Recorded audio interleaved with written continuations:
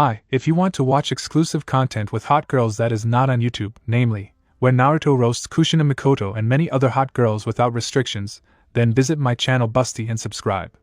By the link in the description. Chapter 1, The Beginning of Something New. 4 people are in the backyard, 2 of them much shorter. But they looked like the tallest woman with red hair. These were Kumi and Neru Uzumaki Namikaze, and they are 7 years old. Others were a beautiful woman of average height with long red hair that reached her ankles and had 2 strands of hair framed her face. This was Kusuno's Uzumaki Namikaze, his mother. The other person was a tall man with spiky blonde hair and blue eyes with 2 fringes framing his face. He was wearing a typical Joninha bulletproof vest, but he was also wearing a short-sleeved white coat with red flames on the lower back with the kanji for 4th Hokage written on it. This person was Minato Namikaze, the 4th Hokage of the Hidden Leaf Village. They were currently working on chakra control exercises. Knowing how large their reserves would be, they wanted them to have the best possible. "Look, Mom, Dad, we did it!" Narumi shouted happily as Kasumi smiled down from high on the tree branch. "Yes, look. We reached the top." Kumi nodded with a smile. "I'm so proud of my girls, they'll be the best databane in history." Kusina smiled, giving a thumbs up. "Upwards, okay, girls, come down," their father shouted, receiving nods of approval. As they climbed down from the tree, to one side was a person watching them train, which broke his heart. I saw it happen. He was 12 years old and had spiky blonde hair with red tips. He was 5 feet 9 inches, which is tall for his age.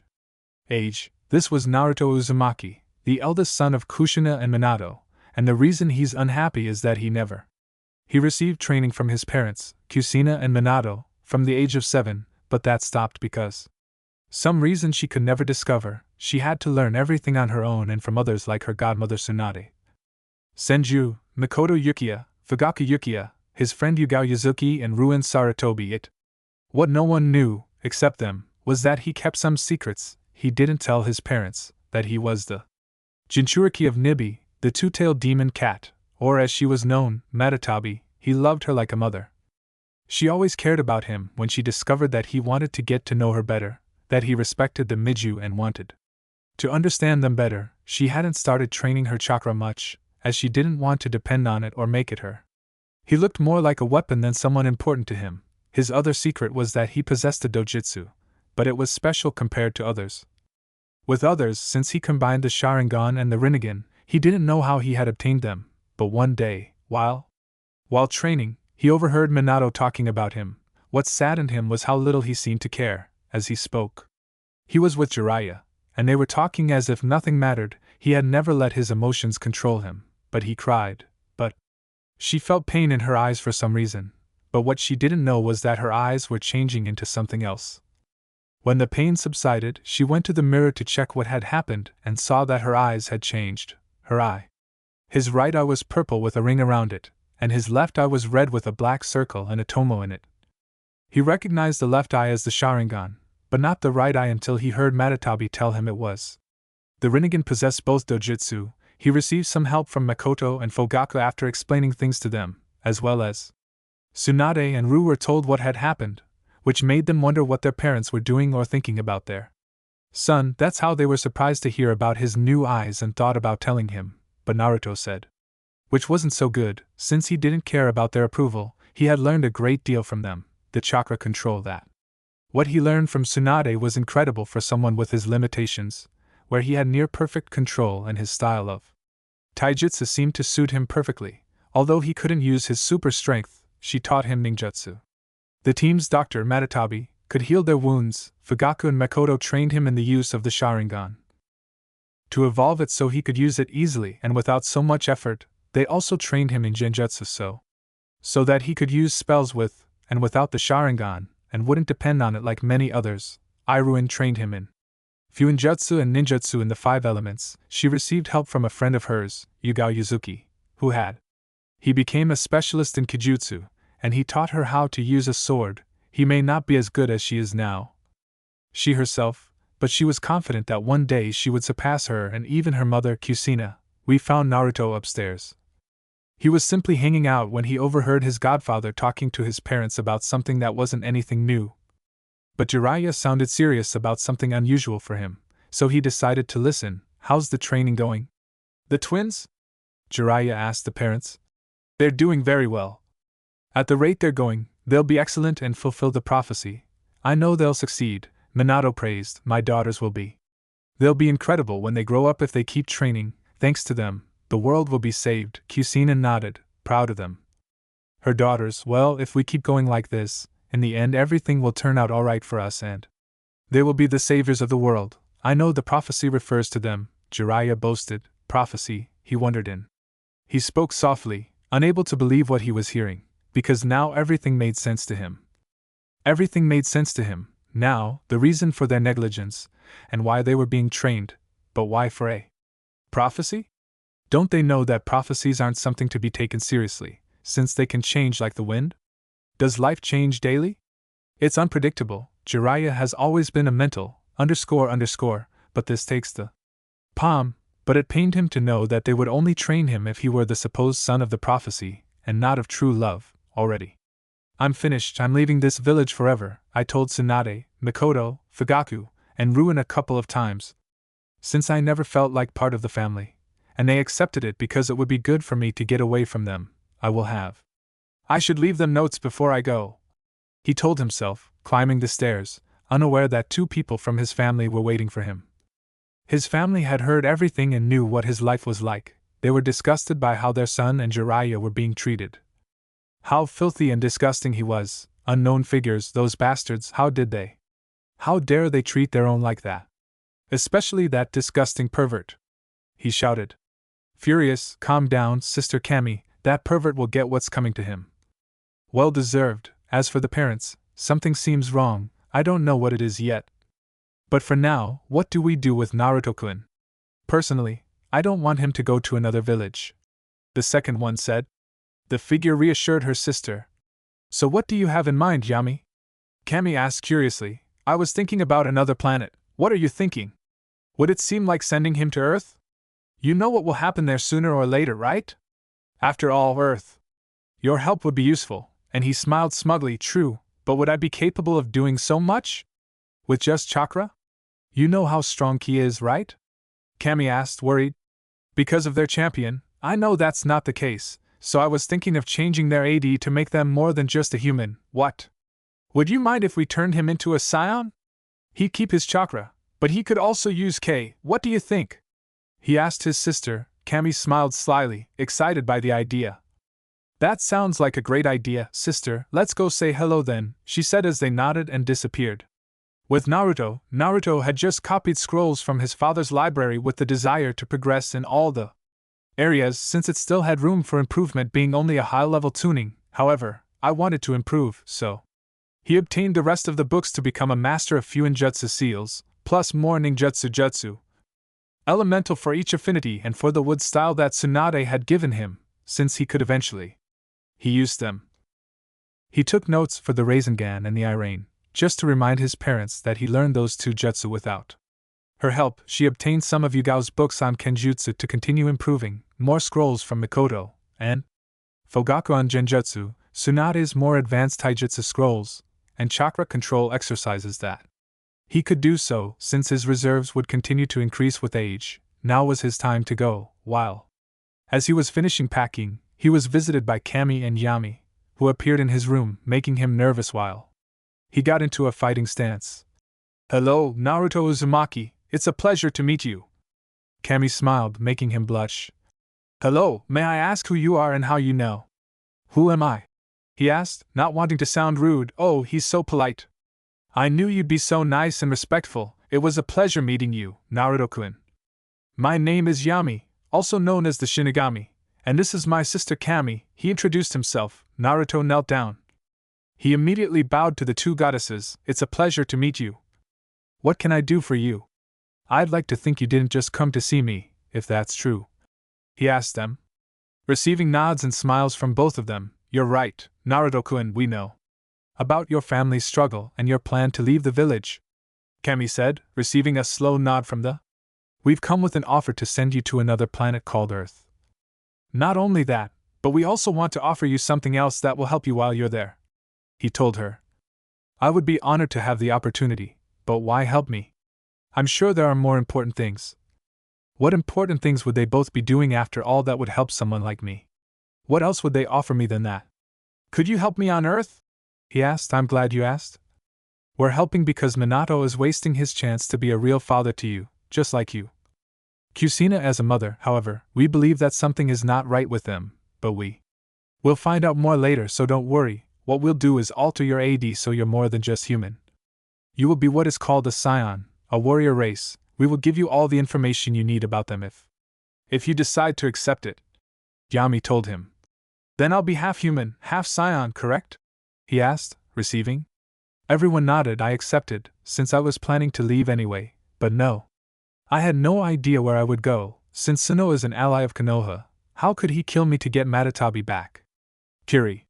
It's in the middle of a civil war, and Ayu would kill me because Minato is related to that bastard, who would train me in the art of ki? Since I doubt I can learn it on my own, as it's completely new to me, he pointed out.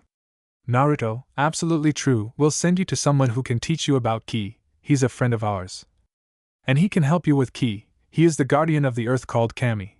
But he's not like me. We'll also call you from time to time we'll check on you and teach you other subjects like math, literature, science, history, and anything else you're interested in learning, like other languages. Kami told her with a smile. Gratitude. Thank you for this opportunity. I hope to learn from him and from you. No.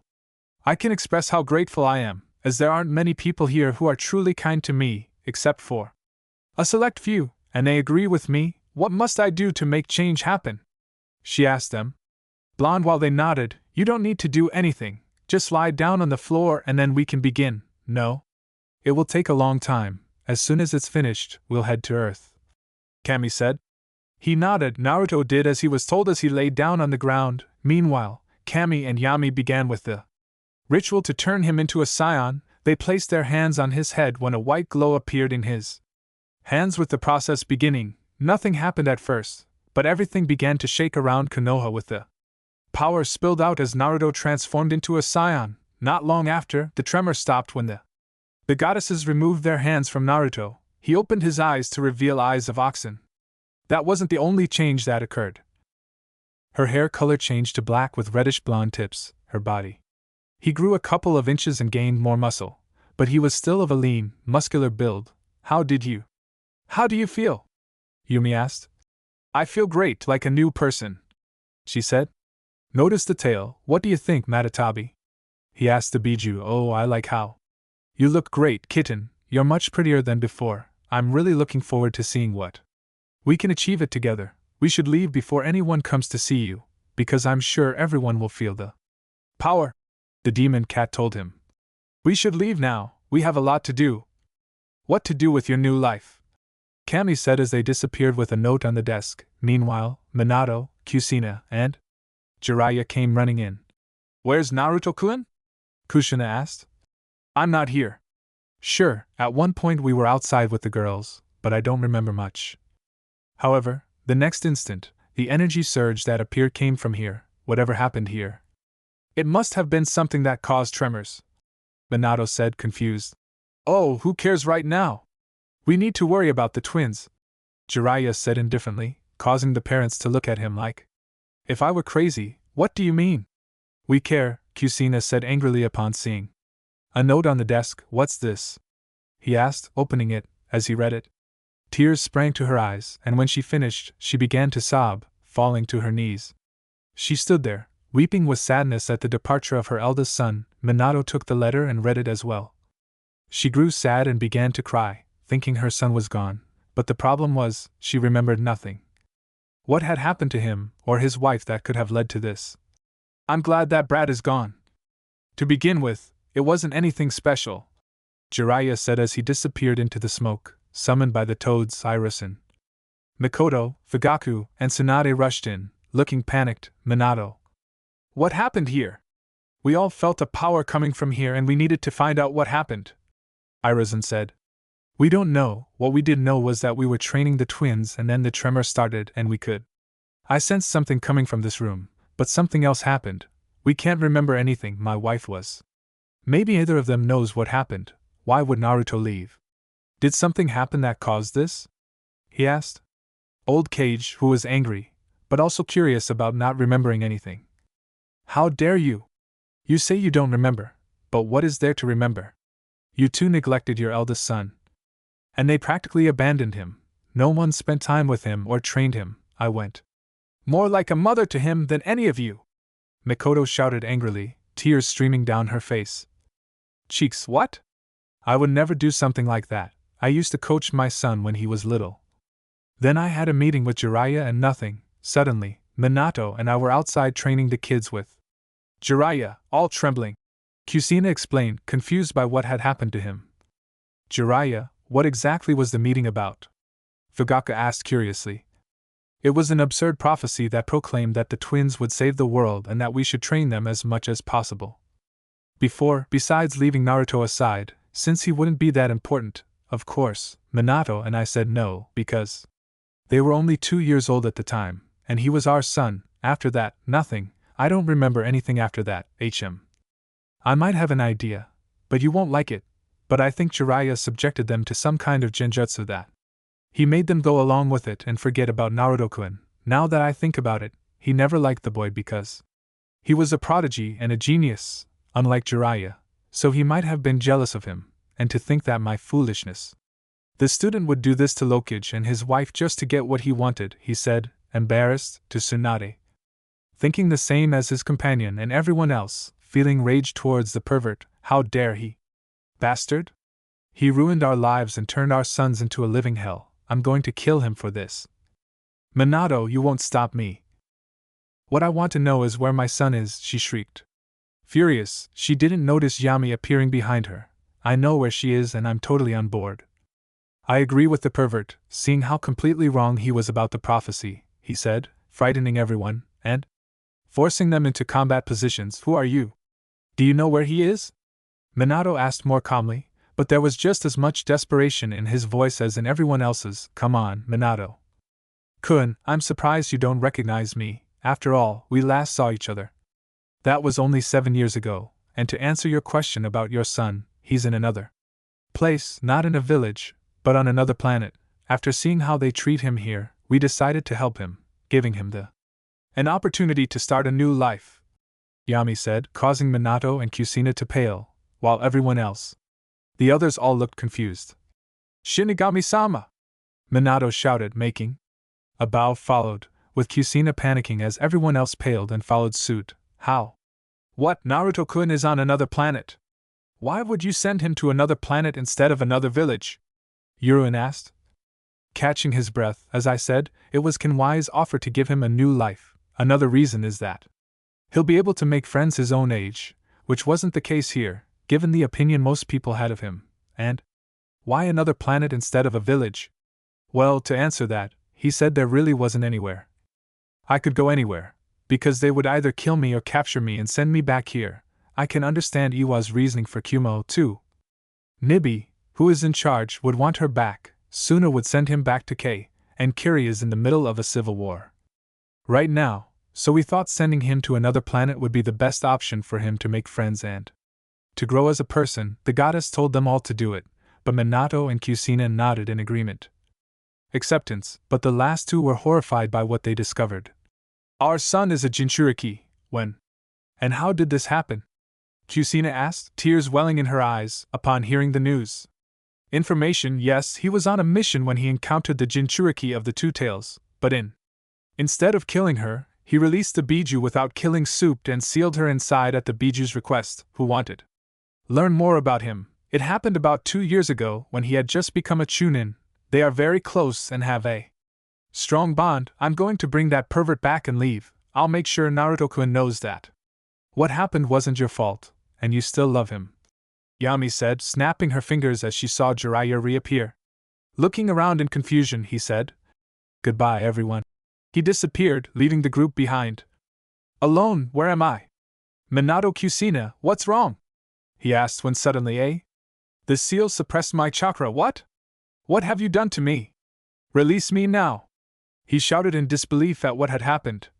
You, Jiraiya, are the one to blame. How could you use us as tools for a prophecy we never agreed to? Minato mocked his former Teacher, what are you talking about? I didn't do anything, he tried to lie while sweating, thinking that they knew and that they had freed them. We know everything, Jiraiya, you put us in a genjutsu because we didn't agree with what he was saying about the prophecy or our son, you made us forget him, and you never liked him anyway, so this worked out well for you. Minato said coldly, seeing no other way out, he decides. Reveal their true feelings, yes, so what? It's nothing you two didn't see. The big picture, the needs of many outweigh those of just one boy, but you're right, I never liked him. This was the best opportunity to get rid of him, and I wouldn't even care if he died, he was all I needed. It wasn't me, so I did what I had to do, and the twins are the children of the prophecy, you see that, right? Jiraiya asked, receiving looks that said, What's wrong with you, monster? I want to kill you right now for what you did to our family. I hope you rot in hell for this. You bastard! Kusina yelled at him, his murderous instinct burning within him, making him wet himself with fear. You. Wait, sensei, help me, Tsunade, we're partners, I only did this for the world. To save him. He tried to ask them for help, but was surprised to see them shake their heads. No, Jiraiya, I am no longer your sensei, you are a traitor who has shamed this village, and you will be punished. I can't believe you've fallen so low, Irusen said coldly, making him shudder. Sensei is right, you're a monster and a disgrace to Konoha. We are no longer Konoha teammates, since you manipulated Minato and Kushina into participating in your crazy plans. I'm ashamed. I don't even want to know you because of this. Planning to have a child killed and abandoned like you did makes me sick. I don't even want to know you. I never want to see you again, trash. Don't you know that prophecies should be taken lightly, since they often change? You are really stupid, Tsunade growled as she backed away with Irusen. You'll be trialed and sentenced to death for your crimes against me, my wife, and my family, he told his former teacher. Ambu, he ordered when two Ambu appeared, take him away and make sure he's securely locked up and there's no possibility of escape. Escape, the Okaji ordered, and the two nodded. He grabbed Jiraiya and disappeared in a shunin. Kusina fell from knees in anguish over what had happened to her eldest son, now missing because of some pervert. As Minato collapsed to her side, he hugged her to comfort her while the twin daughters entered, confused. What was happening until they explained everything they had discovered, making them angry with him. Perverted for ruining his family, the twins had always loved their brother and tried to help him and spent whenever they could, but they had spent most of their time training and were tired, which it was always difficult to spend time with him. Oh, Naruchan, I'm so sorry, my sweet child, I hope that wherever you are safe and happy. Kusina cried between sobs into her husband's chest. The Naruto and Kami lookout had appeared in what looked like a gigantic circular airplane with a. The building was in the center with some floors on the sides, something that didn't seem logical to him. The first thing he noticed was that the air felt more thin. Here's the lookout, Naruto-kun, Before you go, you should take a look at your body, as it may have undergone some changes since becoming Saiyan. Kami said happily, eagerly awaiting her reaction to seeing that she had a tail. What? What do you mean? And, he said, noticing something behind him, he was surprised to see a tail attached to him. What the hell? I have a tail! He shouted in surprise, and Kami laughed at his reaction. Did you know that? I would react like that, wouldn't I? He said to the goddess with a serious face. Guilty of the charges, but it's part of what makes them. Remember to train hard.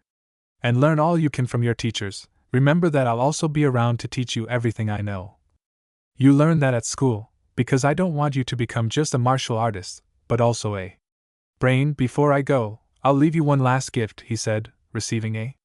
He nodded, he tapped her forehead, giving her all the information about the Scion race, including the Ozaru form, the legendary Super Saiyan, but he wouldn't worry about that now. He nodded. Okay, take care, Naruto-kun, she said, disappearing and leaving him alone. Shortly after she left, two figures emerged from the building and found Naruto meditating. Impressing them, they hadn't expected someone his age to meditate, as most would prefer. They heard footsteps approaching, which ended their time. In his mind's eye with Matatabi.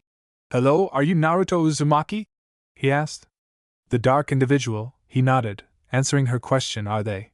You, Mr. Popo and Kami? You told me I'd be training with you too, and I want to thank you for that. Did I explain my situation? He asked them. I am Kami, the guardian of the earth, and this is Mr. Popo. She told us everything about you, and I want to tell you that you'll learn a lot and that things won't be the same. I want to know more about this chakra you possess. Along with the Kiarlo, he said, receiving a nod from them. Naruto continued explaining what chakra is, and not only that, but also the Biju, and the different possibilities that it offers. You have an impressive source of energy, Naruto. I would learn more about her, but we need to start your ki training since you're new to this. You'll spend 4 years. You'll train with me, and then you'll train with someone who will join us for another 3 years. I anticipate that someone will do great things with you. I want you to be ready when they appear, and to be by my side by then. Level, Kami said seriously. I'll do my best, Kami-sama. I'm ready when you start, Naruto, as he began his new training. She has spirit, that's for sure. I wonder how she'll fare learning to use ki, and I foresee a bright future for her. With the 2 goddesses teaching him outside of training, good luck, Naruto-san. He thought. Chapter 2, More Science. 11 years later, 13, 2 of them in the hyperbolic time chamber. Much has happened since he arrived at the lookout and began his training in 2, and he honed his skills as a shinobi. The training at 2 was very difficult, and one of the hardest things he had to learn was how to train there. He had to endure, but he was happy to be getting stronger. First, he learned about ki and the theories behind him, since he wanted to be not only strong, but also intelligent. The guardian Kami was a kind old man who he had been tending the land for hundreds of years, and it was amazing what he was able to learn from it. And I learned too.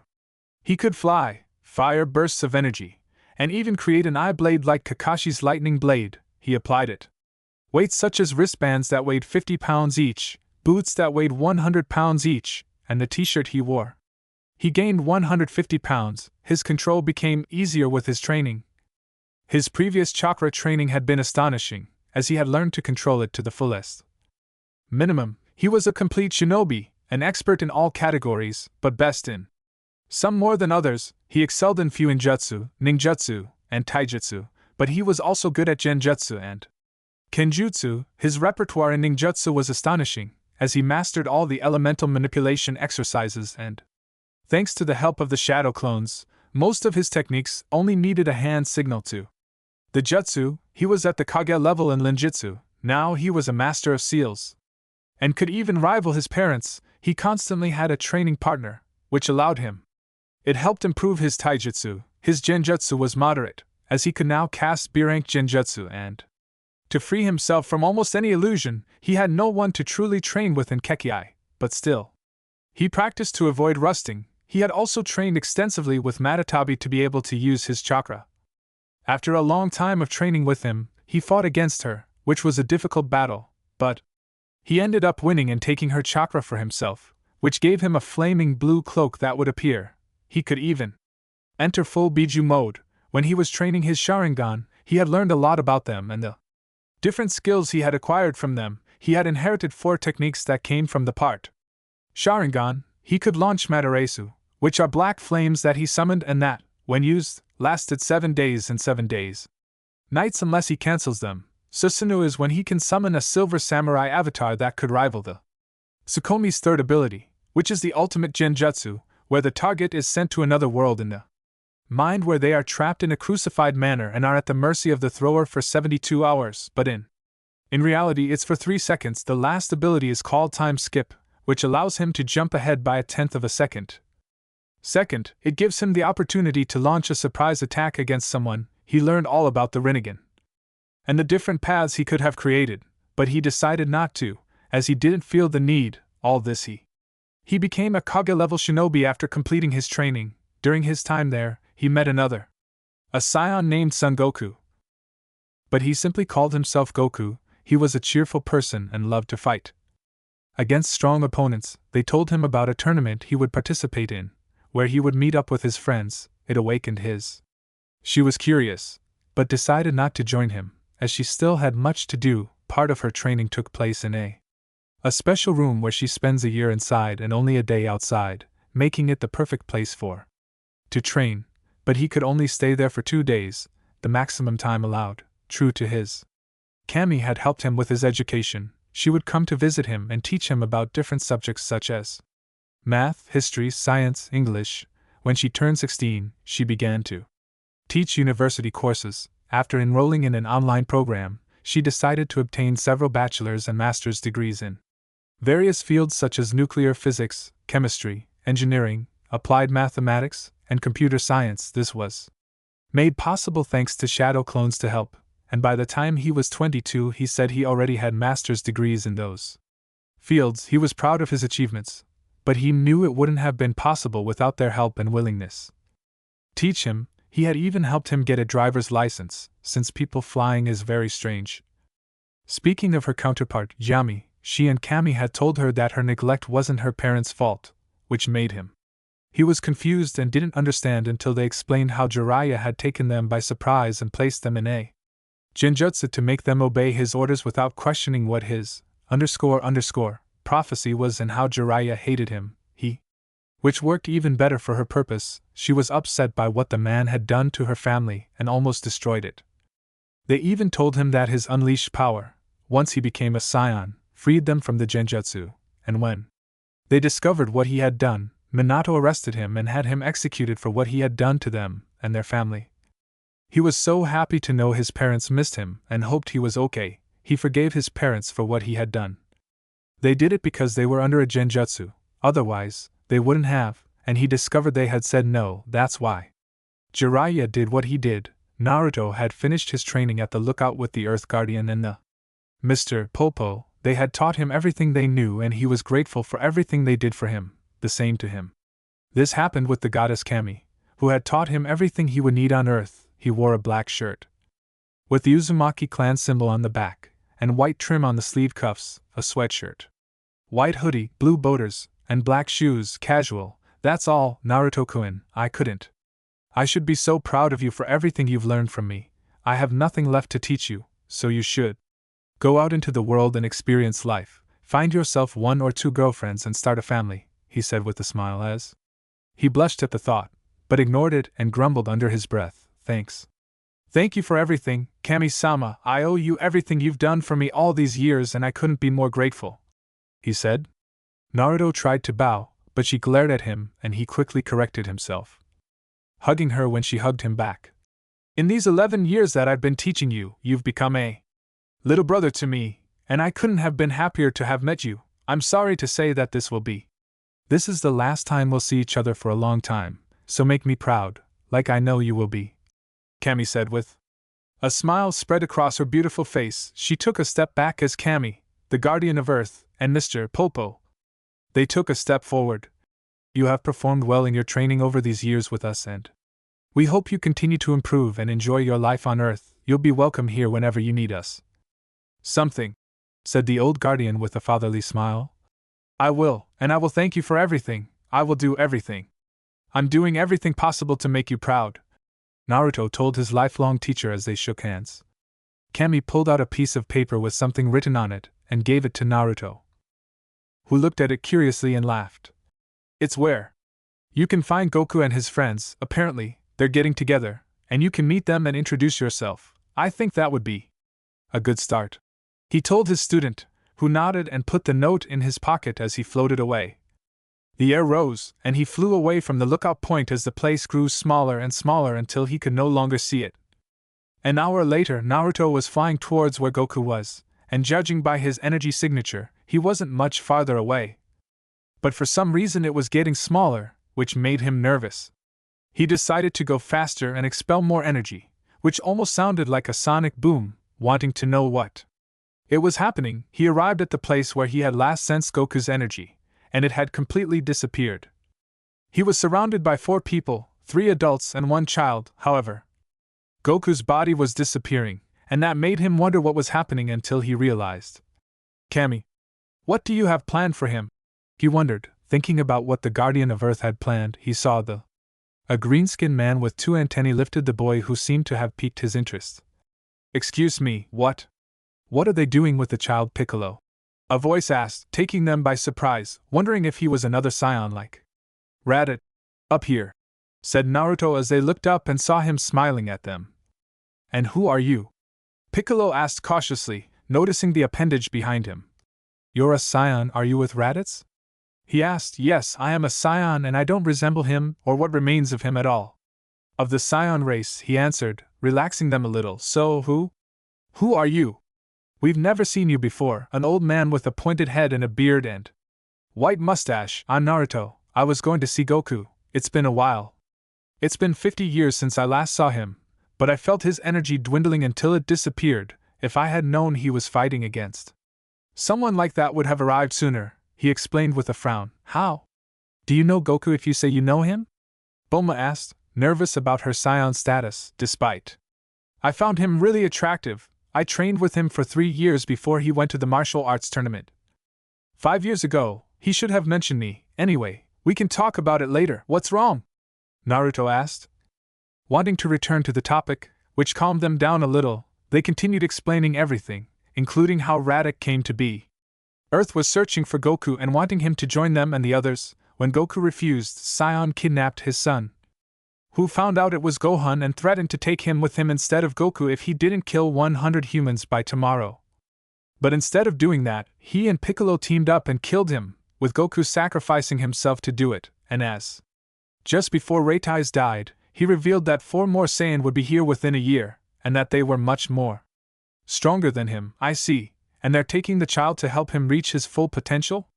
He asked, nodding as they were watching the unconscious 4-year-old boy. I want to help you prepare for this threat. What's the plan now with Piccolo training Gohan? And you 3? He asked, turning to the 3 humans. We'll need to gather our friends and then start training. A year isn't a long time, so we need to hurry, said a short, bald man, about their age, as they nodded. Is that okay? Do you mind if I come with you? I haven't had much contact with anyone for years, except my teachers, she said. They nodded.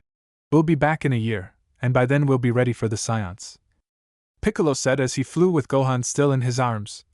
While we return to Kame House, you can tell us about yourself. Since you're going to help us, it would be good to know more about you, said the bald man, and Naruto nodded.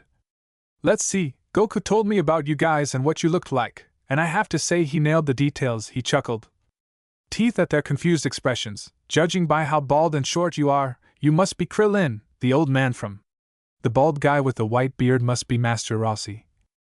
And the young woman with blue hair is Bulma Breves, he said, pointing at each person he described according to what Goku had told him, causing murmurs from the 2 boys and 1. Bulma smiled. Great, we have a lot of work to do, but what do we say to ... Bulma paled at thinking about telling him that Gohan was with Piccolo, while the others, except Naruto, also paled, because they didn't. They wanted to have that conversation. An hour later, Naruto, Roche and Bulma. They were at Kame House after sending Krillin to tell ... what had happened. Bulma couldn't stop herself. A glimpse of Naruto while he was working on the Explorer, discovering that the technology was amazing. He was very handsome. And he seemed very nice, much more so than a fighter like all the others. So, Naruto-kun, what can you tell us about yourself? I'd like to get to know you better, since we'll be seeing each other more often. Bulma winked at him as he raised an eyebrow, but he nodded. What do you want to know? I'm not one to hide things. People do a lot of things, Naruto said, shrugging. Bulma nodded. I'm pleased by your frankness. What were you doing at Kami's viewpoint all this time? And why did you stay there for so long? If you were there for 11 years, why so long? He asked. Curiosity piqued his interest. Training and education with one of my other teachers. I not only studied all the time, but I also studied, although everything was online, but I managed to make it work. She shrugged, and her interest increased. You finished the university. Who taught you and why did you do it all online and in the low-coat instead of in person? And aren't your family worried about you? She asked, but saw that his gaze dimmed a little, which made her wondering what had happened. You don't have to tell me if it makes you uncomfortable, he told her. It's fine, it's just a long story and I'm over what happened. I don't care. I'll tell you, but you might not believe me, she said, and he nodded. Now you've got me. This has piqued my curiosity even more. Naruto-kun, what is it that you wouldn't believe? He asked, raising an eyebrow in curiosity. A lot, he said simply. I'll tell you. I'll explain another time, although I'd like to know more about you. He smiled at her, and she nodded with a smile. They passed. They spent the next 2 hours talking, and Naruto was impressed with her intellect and the adventures she had. He had lived with the Dragon Balls and laughed when she told him about when she first met Goku. What are you going to do now? He asked. He shrugged. I'm not sure. I haven't had a home since I've been living at the observation posts, but I'll think of something, he replied. Why don't you? Will you meet me? We have plenty of space, and it would be nice to have someone my age who won't cheat on me. She whispered.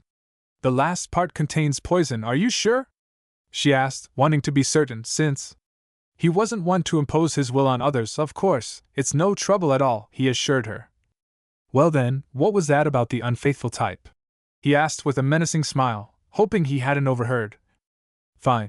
Bulma sighed, but smiled at the sight of him, annoyed, showing how much she cared despite their having met.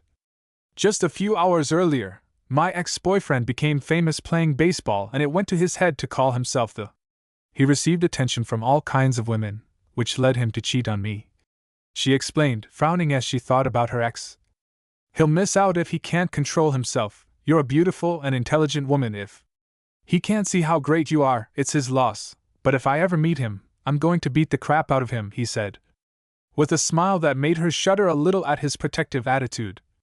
Thanks, Naruto-kun. It's getting late and Krillin still hasn't returned, so we probably won't see him until tomorrow. This will give me time to finish working on the scouter that Goku's brother had. I see. Well, don't stay up too late working on it. It was a pleasure meeting you, and don't worry about the.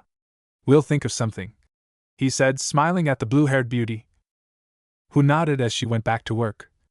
He was in the Explorer, and he was going to sleep. Good night, Naruto said softly. But he still heard her. Good night, Bulma, he replied as he left for. She saw him at work, but didn't notice him watching him disappear. He was a mystery to her, and she wanted to know more about him, because he seemed quite interesting. He was different from his other friends. He might be a fighter, but he was also much more. That's it. I'm really looking forward to learning more about you, Naruto. You're a very interesting person. Interesting and very handsome, she thought, delighted with what she saw. 1 week. A month has passed since Naruto met Bulma, Krillin, and Master Roshi, and many things have happened. Bulma spent all night working on the tracker, finished it in the morning, and discovered that she could.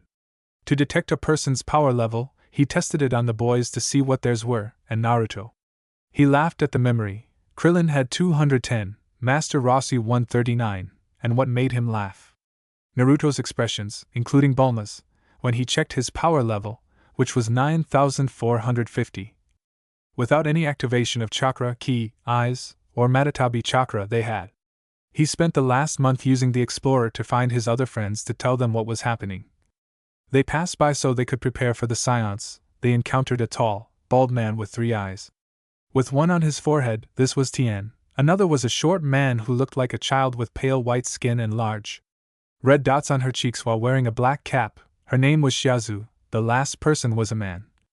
A tall man with long, black hair that reached his lower back. He had a scar on his left cheek. This was Yamcha, and as soon as he heard the name, he did what he had told Bulma and kicked him in the balls, which made him scream like a banshee. It almost made his balls fall off. It made the boys. They flinched from the pain he must have felt, and Bulma laughed and kissed Naruto on the cheek. That's why. The four decided to continue their training in Korin, and then at the lookout, Naruto would have accompanied them. But she felt she had already learned everything she wanted to learn there, and wanted to stay with Bulma, as she enjoyed your company. Why didn't you go train with the others? I know you're strong. But wouldn't you want to get stronger to prepare for the others? Yahan, who will come? Bulma asked as they were approaching West City in their hovercraft. Everything will be alright, as much as I want it to be. To train and get stronger. I've reached my limit for getting stronger, the most I can do this year. To adapt to life, if I train now, I wouldn't get much stronger, if at all, with everything I've already done. I've coached you for the last 11 years, also, I want to get to know you better and see what West City is like, he explained, receiving a nod from the blue-haired beauty, who agreed with his comment and smiled at her new friend eagerly. Show it to him. You're going to love being at home. I can show you the surroundings, and I'd like to introduce you to my parents, Bulma said, excited to show him the city, her house, and her Labrador. Same here. If your parents are a bit like you, I know we'll get along really well, He smiled at her, and she smiled back. What do you think? Bulma Matatabi? Naruto asked his sister, the barrel figure tenant, through their link. She's something. She's very attractive and seems interested in you, so here's what you should do when you get to her house. Take her to the bedroom and do whatever you want with her, Matatabi purred in his mind. Naruto almost choked on. Saliva trickled at the question. Big sister, what the hell? She yelled to her. Inside, what's the problem? He's showing interest in you and it seems. Good, besides, you know you're attracted to her too, right? She asked, already knowing the answer. You're not wrong that she's attractive, but we met just a week ago. He replied, but she kept smiling. Don't be long then.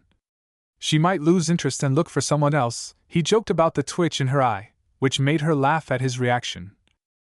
You're a mean older sister, you love to annoy me, don't you? She complained anyway.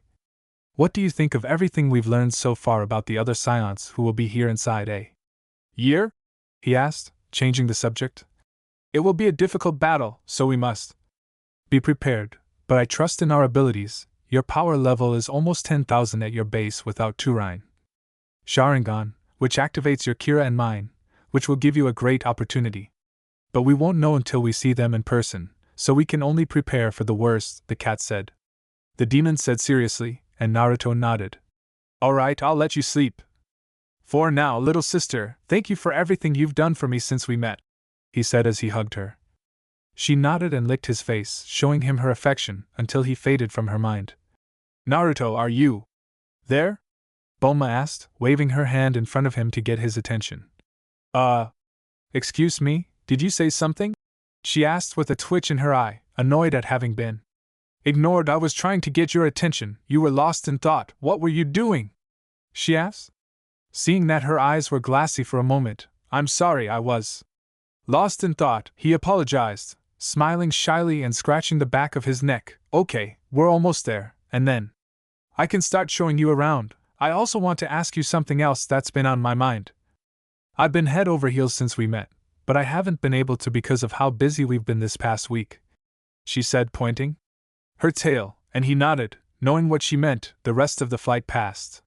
He stood silently with Naruto, wondering how he would explain it to him, since he wasn't a typical scion. After thinking for a while, I would tell him whatever he wanted to know, since he has nothing to hide from him. Upon arriving at the city, Naruto could see how populated it was and the number of buildings it had. It was a sight to behold, since it was larger than Konoha. They finally arrived at what appeared to be their house, with a logo on the facade featuring the letter CC stood for Capsule Corporation. Bulma had told them how my father founded the company. Welcome to Naruto Capsule Corporation. Let's get settled in and then I'll introduce you to Mom and Dad. She smiled excitedly, wanting to introduce him, because she thought he was very handsome and extraordinary. Hi, Mom, Dad, he shouted to get his parents' attention. Hi, Bulma, who is that handsome young man with you? Her mother greeted with a smile. She was a beautiful woman He had messy blonde hair and closed eyes. He was wearing a white and yellow striped shirt and shorts. Whites and sandals. This is Naruto Uzumaki and a friend of ours. Well, he's more of a friend of Goku. But she'll stay with us while she adjusts to city life, he explained, receiving a nod from her. While his father watched the scion with calculating eyes, noticing his tail, he asked if he resembled Goku in any way. Nice to meet you, kid, I am. There's plenty of space here, and don't hesitate to ask if you need anything, he said, nodding and smiling as he saw that the guy had a good feeling about him. Thank you, I'll try not to be a bother and hope I know them both well, along with Bulma, he said, shaking her hand. We have a lot to discuss now that we have time, so I hope you're ready for the questions, Bulma said with a smile that made him swallow hard, although he was quite nervous. Of course, he smiled nervously. He didn't like that smile she was giving him.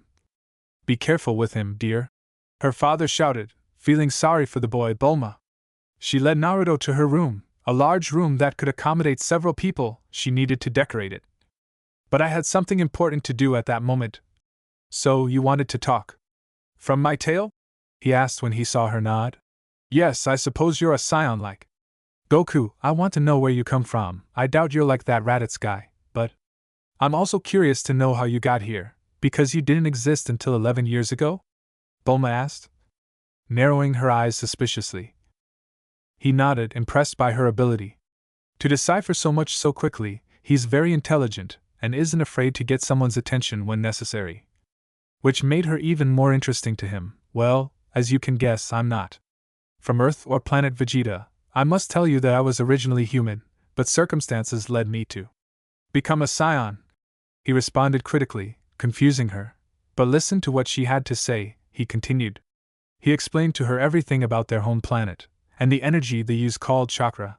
He also explained how his family had treated him well for years until he left, but he discovered that his godfather was the cause of his neglect. How did he receive an offer from the goddesses Kami and Yami to become Saiyan?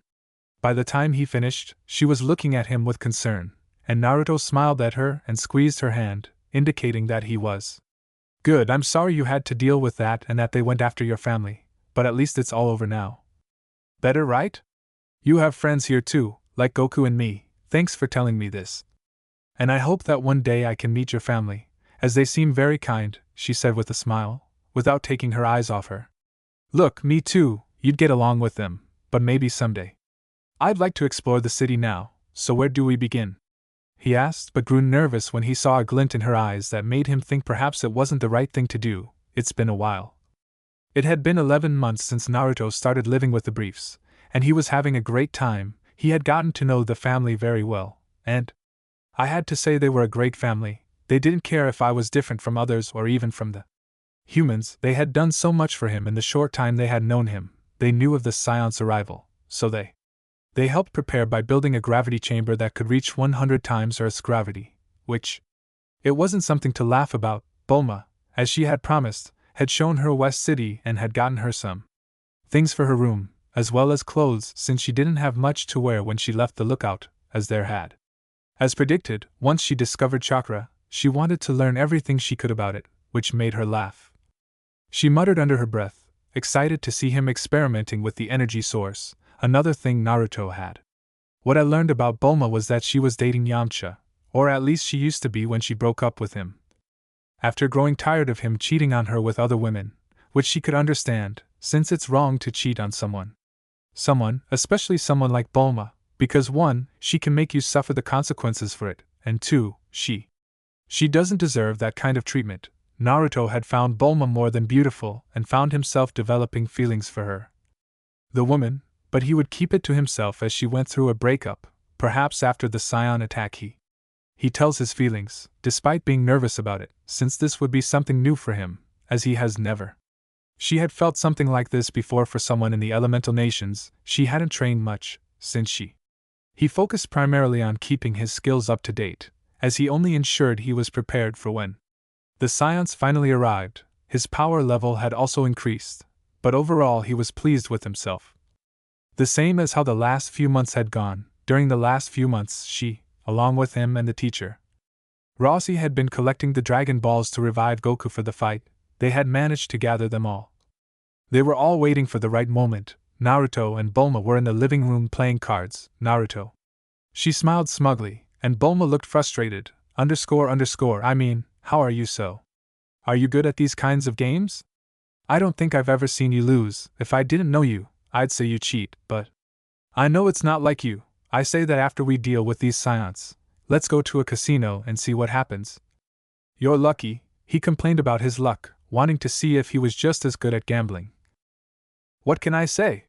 He's a gift, he smiled mischievously, making her murmur about adorable silly Saiyans. Which made him chuckle. That's fine by me. It's been a while since I've been to a casino, and I'm curious to see what's up. They are so different from those of the elemental nations, he said thoughtfully. You'd better keep your word. If you ever return to your home planet, I want to go with you, because I'm curious to see what it's like there with your family and friends. I need to thank several people for taking care of you when your parents were under the illusion, Bulma said, eliciting a thoughtful expression from Naruto. Perhaps. I don't know when we could go with everything that's going on right now. It's about time the Scions arrived, so we should focus on them for now, don't you think? He asked when she nodded. It was at that moment that Rossi. She rushed into the room with a panicked look on her face, making Naruto raise an eyebrow. Wondering what was making him so anxious. We have to summon the dragon. I just spoke with Goku, that was all Rossi said, receiving quick nods of agreement from both of them at his seriousness. That was it, something must have happened for their plans to begin sooner than expected, the summoning of Shinran.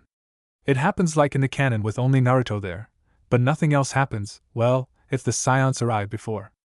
As expected, I should go myself. I've been keeping an eye on everyone, especially Piccolo and Gohan, making sure that I want the child to be safe. I have a feeling the fight will be where they are, so I should head there, Naruto said to Rosie. Nodding, Bulma nervously rubbed her arm. Please be careful. Naruto, I don't want anything to happen to you. I don't want you to die. Come back to me safe and sound, she said shyly, looking into his colorful eyes, which made him smile tenderly. I promise, she said with a smile that made her smile, wanting to believe her. In a moment of courage, she leaned down and kissed him on the cheek, blushing at what she had done. Naruto was surprised, as he hadn't expected that. He did something like that, because he was blushing too, but he had a huge smile on his face. Now go and save this planet, she ordered, trying to push him away to control her blush. Okay, thanks for everything, and see you soon, he said, kissing her on the cheek before flying off towards Gon and Piccolo. They were there. Bulma, surprised, stood there placing a hand on the spot where he had kissed her, please stay safe. He prayed mentally. Chapter 3, Scion Battle. Naruto had. He arrived where Gohan and Piccolo were and was impressed by what he could perceive about them, especially about Gohan. Despite being only 4 years old, he had grown exponentially. Piccolo. He had also become much stronger and, to be honest with himself, he was looking forward to fighting the Scions. I've never fought someone with a quirk outside of combat, and that's different. Hey guys, how did it go? During training? He asked, wanting to know what had happened last year. It went well, the kid is tough, but let's hope it's enough, Piccolo said when Naruto noticed Gohan. He was watching. Are you okay, kid? Naruto asked, raising an eyebrow, wondering what was wrong. It was going through her mind. Who are you? I've never seen you before, she said. Gohan narrowed his eyes. He chuckled at how serious he was, which he thought looked cute. The boy, but decided to tell him to ease his worries. I'm Naruto Uzumaki and I'm your friend. Father, we trained together for a few years, a long time ago. Yes, I'm a scion like you and Goku, but I don't want you to invade my home, so I'll stay to help, he explained with a smile. Gohan simply stared at him, so it seemed like an eternity before his expression transformed into one. She smiled, nodding her head in acceptance. Oh yes, Dad mentioned you once as a great training partner. We appreciate your help, so thank you, Mr. Naruto, said Krillin. He landed next to them, looking nervous. Hey guys, are you ready for this? Because to be honest, I'm not sure if I am, he said. Krillin grimaced. Stressing out won't help either, so relax and stay calm. You've done everything you can. It's possible to prepare yourself, so do what you can and everything will be fine. He tried to calm the bald man, hoping that to appease him. Thank you, friend, he said upon seeing Gon. Wow, you seem to have grown a lot. Kid, Krillin said, surprised. How was training with Piccolo? He whispered so the green Namekian wouldn't hear him. I heard it. The training wasn't so bad. He was strict and pushed me to my limits. It was great, but I learned a lot from him. The 4-year-old boy reassured the bald man. How was your training, Krillin? He asked, but was confused to see the fear in his eyes. First rule of training, Krillin? Popo's training. Don't even talk about Popo's training, she screamed in fear as she began to tremble. Calm down, Krillin, it was just a question. They're almost here, although I have a feeling 4 firms are heading our way and they travel quite fast, if I may add, Naruto said with some surprise, but he smiled wryly at what he was seeing. To come while the other 3 nodded while Krillin and Gohan chatted for a while Piccolo. She was watching Naruto, wondering about him. Look who we have here, 4 idiots waiting in the middle of nowhere. They heard someone say, which made them look up and see 4 people were floating. One was a tall, bald man wearing armor like Raditha's, except the hats were yellow instead of brown. The next 2 people were young women shorter than him. One of them had long, spiky black hair and a pink top that revealed her cup-sized breasts. She had a muscular but toned body and a plump bottom. The other one was dressed in black and red with braided hair. She also wore wristbands, had DD-cup breasts, a toned body, and a heart-shaped bottom. The last person had black, spiky hair like a widow's peak. He wore the same armor, but with blue leggings underneath. She seemed to be the same height as the girls, I knew that. Two of them were definitely scions, with their tails like his wrapped around their waists. But the girls didn't seem to have theirs, which made him wonder if they'd had them cut off or something. It's about time they arrived. I've been waiting a long time to meet others.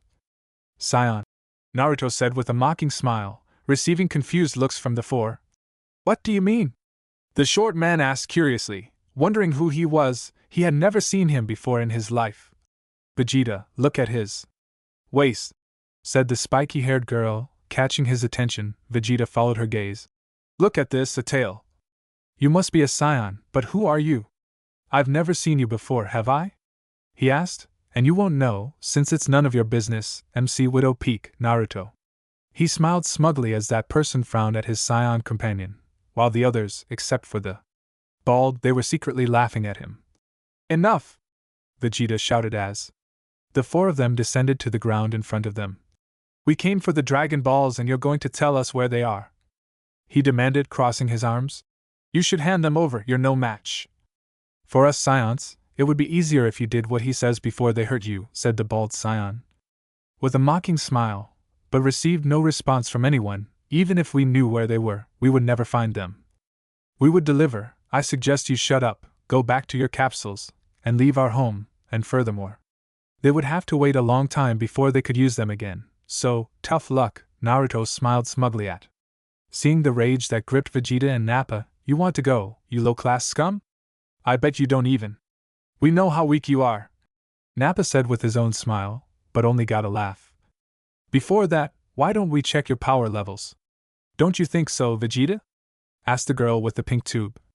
Alright, let's see what we have here, Vegeta said as they used their scouters to check their power levels. Krillin had a power level of 1250, Piccolo 15, and Gohan 1150, which is not. It wasn't bad at all, but it was Naruto who caught their attention. He had a power level of 6500. Much higher than the. Moreover, the mocking smile they saw made them think it was only the beginning. Of course, Nappa didn't give him. They took it very seriously, thinking it was their strongest level. Seriously, worm, That's it, 6500 is your power level. How weak, Nappa shouted, hoping. Irritate your partner, saying, enough talk, we're here to. We'll fight, and that's what we'll do, Piccolo interrupted the conversation, taking a stance alongside Krillin. And Gohan, why don't we take care of this one and then you two can handle the rest? Caulifla suggested it, wanting to fight Naruto. Her friend didn't seem very sure, as she was a little uneasy, something that Naruto noticed, raising an eyebrow. Of course, just don't lose, it's different from the others, I know that, Vegeta said seriously, which made the three scions look at him in surprise since he only showed that seriousness in front of Freezer. Alright, let's go, he said. Naruto flew with the scion following him. One seemed nervous, and the other couldn't help but smile. Excitement, Naruto flew away from the others and after getting far enough away, he landed with them following him. He decided to try to get information from the two women. Why did you want to fight alone? Why did you do it with me instead of the other two? I was very curious. You seemed strong, and I couldn't let them have their fun when we could attack you, he said. I don't think you know their names, so. Before we begin, would you like to introduce yourselves? She asked. I'm Caulifla, and this is my best friend. Kale, and your name? Caulifla asked. Naruto Uzumaki said, Milstrom. Great name, now I want to see how strong you are, so go ahead, he shouted.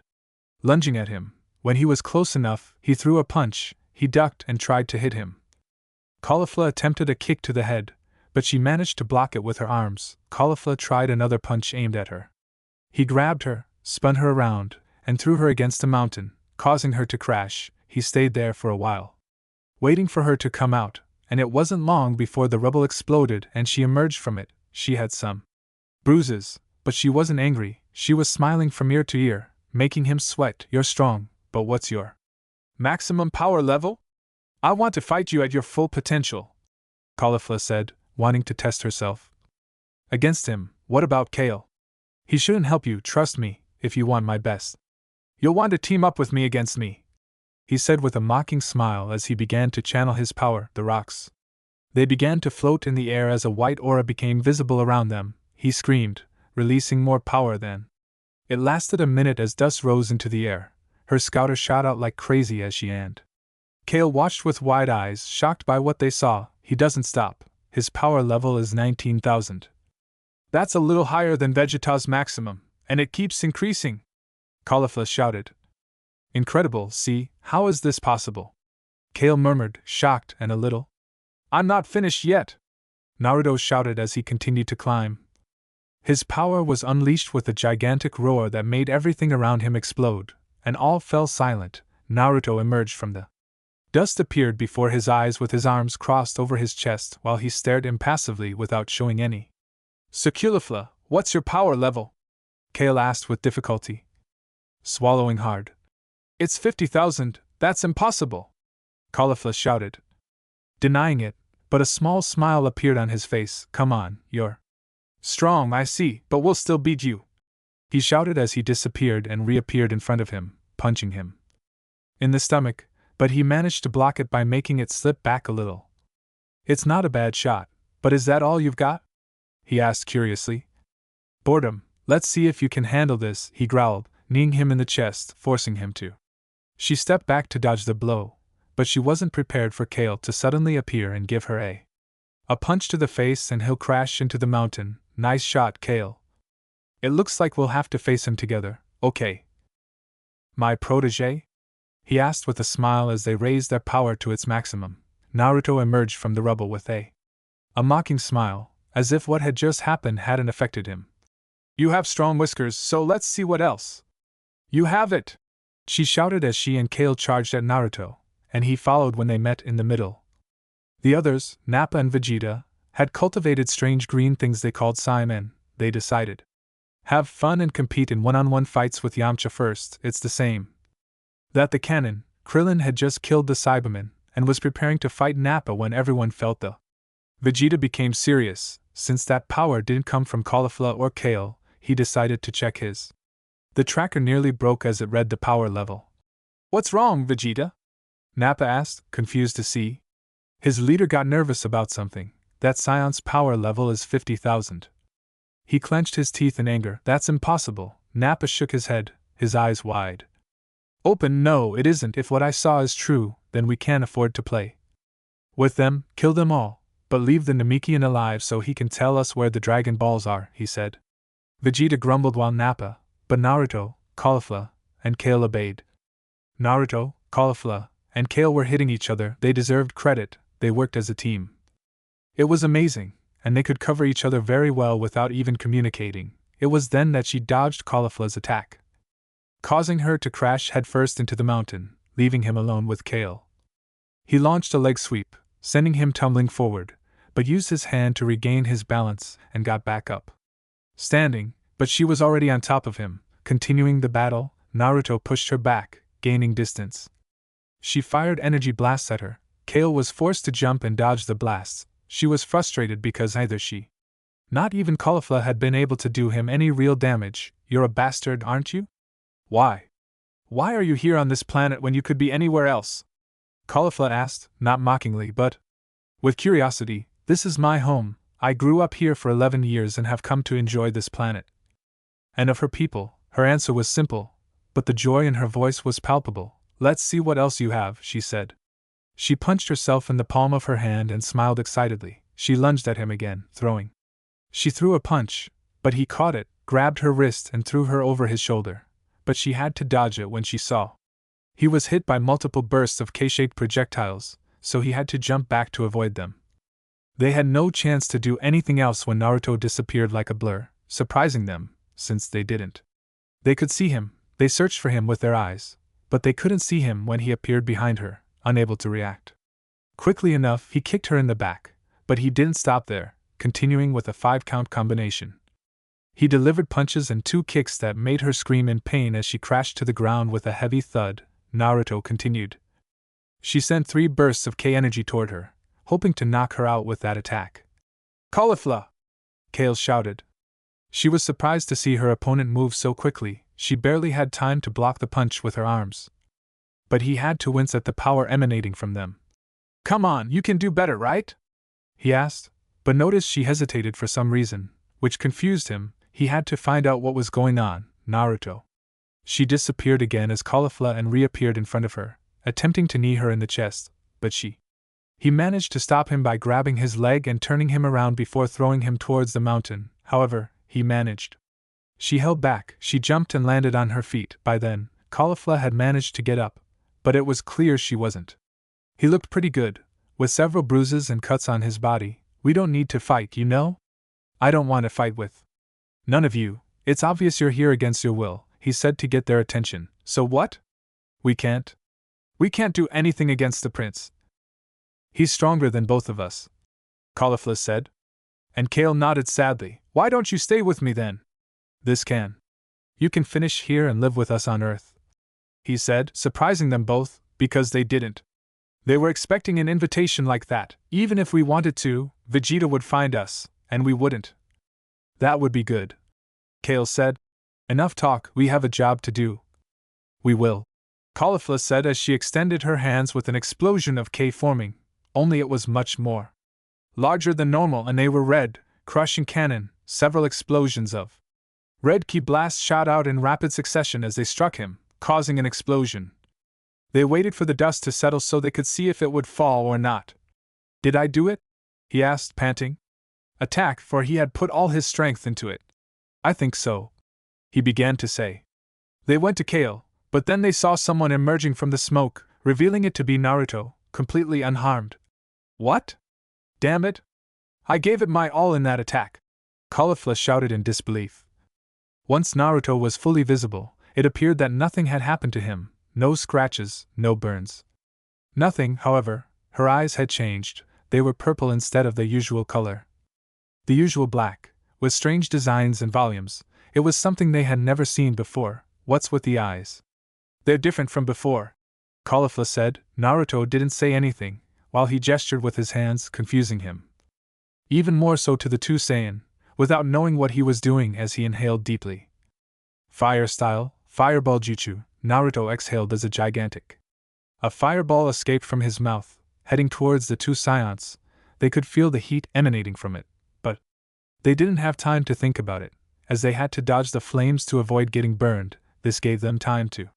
Naruto appeared before Kali when she tried to hit him, but he caught her and kneed her in the stomach, making her spit out saliva. Before she could react, he punched her in the face, breaking her nose with a horrifying crack, knocking her to the ground and leaving her unconscious. The dust settled, and Kale saw that she was unconscious and tied up, which made her tense to see her friend like that. Calm down. She'll be fine, nothing will happen to her, I promise. I don't want to fight anymore. Please surrender, and I'll send you to a safe place, he said to the Scion woman, who was staring at him. She continued to stare. A moment until she sighed and nodded slowly, knowing that she couldn't defeat him and that he would keep them at bay. Except, it was strange, I'd never met anyone like that who didn't want to fight, and however, he was so strong. He was a Scion I had never met before, and no, it wasn't bad at all. Okay, what do you want me to do now? He asked. I have a friend here who can take care of them and give them a home for now. She's nice, but I'm warning your friend not to say anything. That bothers her, she said with a nervous laugh that brought out Kale, who knew perfectly well how her friend. And what about you? What are you going to do? She asked as she lifted her friend up and he tapped him on the shoulder. I'm going to fight the other two, Vegeta. In Baldy, it shouldn't take much longer, and I hope all this ends soon, the former Rupee told him, who nodded, but he put on a serious expression. Be careful, Vegeta and Nappa could transform into giant apes using the moon, which would make them much stronger. They also control that form, so be aware. Careful. He took out his phone to call Bulma and tell her what was happening and who to expect. Hey, Bulma, are you there? He asked on the phone. Oh my god, Naruto, are you okay? What's wrong? What happened to the Scions you were fighting? You won, didn't you? She asked quickly, almost panicking. I'm fine, Bulma, and yes, I fought against them, but some things came to light and so it's a bit complicated, he said, a little nervously. She sighed upon hearing this. What do you mean? She asked. Well, she began, continuing, explaining how they were somewhat forced to fight, since Vegeta was stronger than them. Caulifla was. She was eager to fight, but was forced to obey. Besides the fact that Kale didn't really like fighting, she He promised he would take care of Vegeta and protect them. He knocked one out and convinced the other to surrender so he could stay with us at the Breves mansion. When he finished explaining, she took it all in and sighed understandingly. I understand, Naruto. You can't help wanting to help others, can you? He asked without seeing him scratch his head. Timidly, knowing how true it was. You can stay with us and Naruto. Be careful, if this Vegeta is stronger than the others, it'll be more difficult. You'd better win. After this, You owe me a date, sir, she said with a smile. I will, and thank you. What? He asked, but heard them hang up, which made him doubt what had just happened, but he put the phone away. Well, let's see how the others are. As I left, I felt others arriving me. I imagine it was the others who joined in to help fight against Vegeta and Nappa, he said as he flew in his direction. When Naruto returned to the others, he saw some corpses. Yamcha, who was in a crater, Ten, who was missing an arm. He had no idea where Chao was, and Piccolo didn't look very well, with multiple bruises and various wounds. He appeared to be taking his last breaths, while Krillin did not. He was improving a lot, and Gohan was kneeling next to Piccolo. He realized how late he had arrived and that he hadn't returned quickly enough to save any of them, which meant that there would be no more Dragon Balls. Naruto saw Nappa heading towards Gohan and knew he had to intervene. He disappeared and he reappeared in front of the giant. He delivered a kick to his chin that sent him flying backward, and he landed next to the Are you okay, kid? He asked without taking his eyes off the men. I'm fine, Mr. Naruto. I just felt very weak. I couldn't do anything to help them. The big guy was too strong for all of us, Gohan said, clenching his fist angrily. Calm down, kid. Let me take care of him. I want you to go where Krillin is and wait for your dad. He should be here soon, he told her, and he nodded with a smile, knowing his father would arrive soon. Ha, as if you could take on the two of us. We're not like those weaklings, Science, Nappa said with contempt after recovering from the attack. We'll see. You don't seem very smart to underestimate me like that. He smiled smugly as a vein popped out on Nappa's head. Shut up, you piece of trash. Low class, he said, making Naruto roll his eyes at the stupid insult that wasn't even offensive. You're annoying. That's all Naruto said as Nappa got angry. Because of his attitude, he carried Suki until a white aura surrounded him, making him visible to everyone. Gohan and Krillin feared he saw her power, but Naruto seemed bored, unimpressed by it. He felt more drawn to Kale and Caulifla. When he was fighting them, Nappa wasted no time and attacked him with a series of kicks and punches, but Naruto dodged them with the same bored expression. Frustrated, Nappa modified his attack, adding, he threw punches, but it didn't do much good, as he continued to dodge them with ease. The giant scion grew even more enraged as he unleashed more power, making him faster, but to his surprise the result was the same. He tried to punch him in the face, but Naruto disappeared and landed on his head. With a mocking smile, which enraged him even more, Nappa tried to grab him, leaving him exposed. Naruto. He disappeared again, reappearing in front of him and delivering an uppercut to his stomach, making him double over and spitting blood. It wasn't over, as he unleashed a three-punch combination that sent him flying backward, crashing into the mountains. Vegeta watched this and grew worried, seeing his second-in-command being. He was tossed around like a rag doll. He hadn't expected this nameless Saiyan to be so strong. He couldn't worry about him still, because he knew Nappa wasn't over yet, and he was right. When the rubble exploded Nappa was furious. He had numerous wounds and tick marks on his head. You are dead. You're nobody. I'm an elite scion. You can't beat me like that. I refuse to believe it. Nappa shouted in denial. He opened his mouth, gathering ki to attack something, which Naruto noticed instantly. Shortly after, he fired a beam from his mouth directly at Naruto, who he simply smiled smugly, but no one saw it. Naruto extended his hand as ki formed around him, until it was half a meter away from him. As the lightning approached, she brandished it with a shout, splitting the lightning bolt.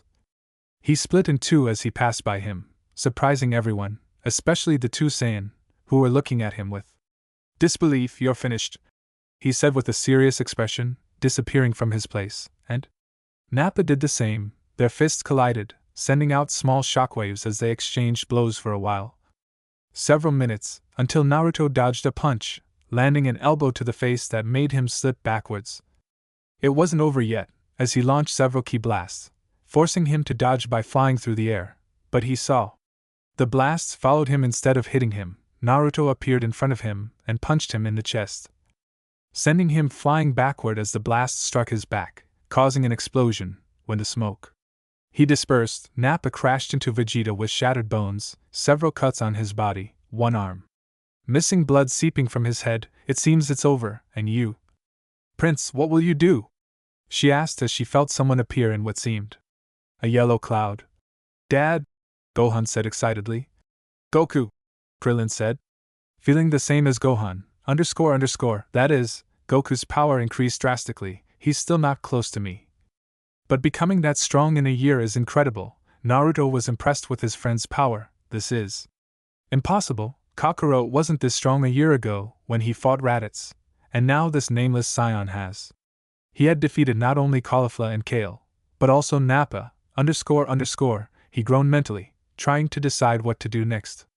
Hey Naruto, you've gotten so strong since the last time I saw you, me. I'd like to train with you someday, but first we have to deal with him, Goku said, turning to Vegeta. Naruto nodded. You can fight him. I'm confident you can handle him, but be prepared. Be careful because we don't know how much stronger he is compared to the others, he told the scion with the orange G. Who? He nodded seriously. Pathetic. Nappa, I warned you to be careful with this one. Dude, but you ignored it and now look at you, so weak, pathetic, and broken. I don't care. What good is someone who's missing an arm and can barely walk? Vegeta said as he grabbed his arm and he threw it into the air. They didn't expect that, nor what happened next. He channeled his power, and it was astonishing. Gusts of wind blew, causing everyone except Naruto to cover their eyes, not knowing what he was doing, but he was shocked by what he had done. He attacked the wounded Saiyan until nothing remained of the strengthened Saiyan, knowing that he killed his comrade.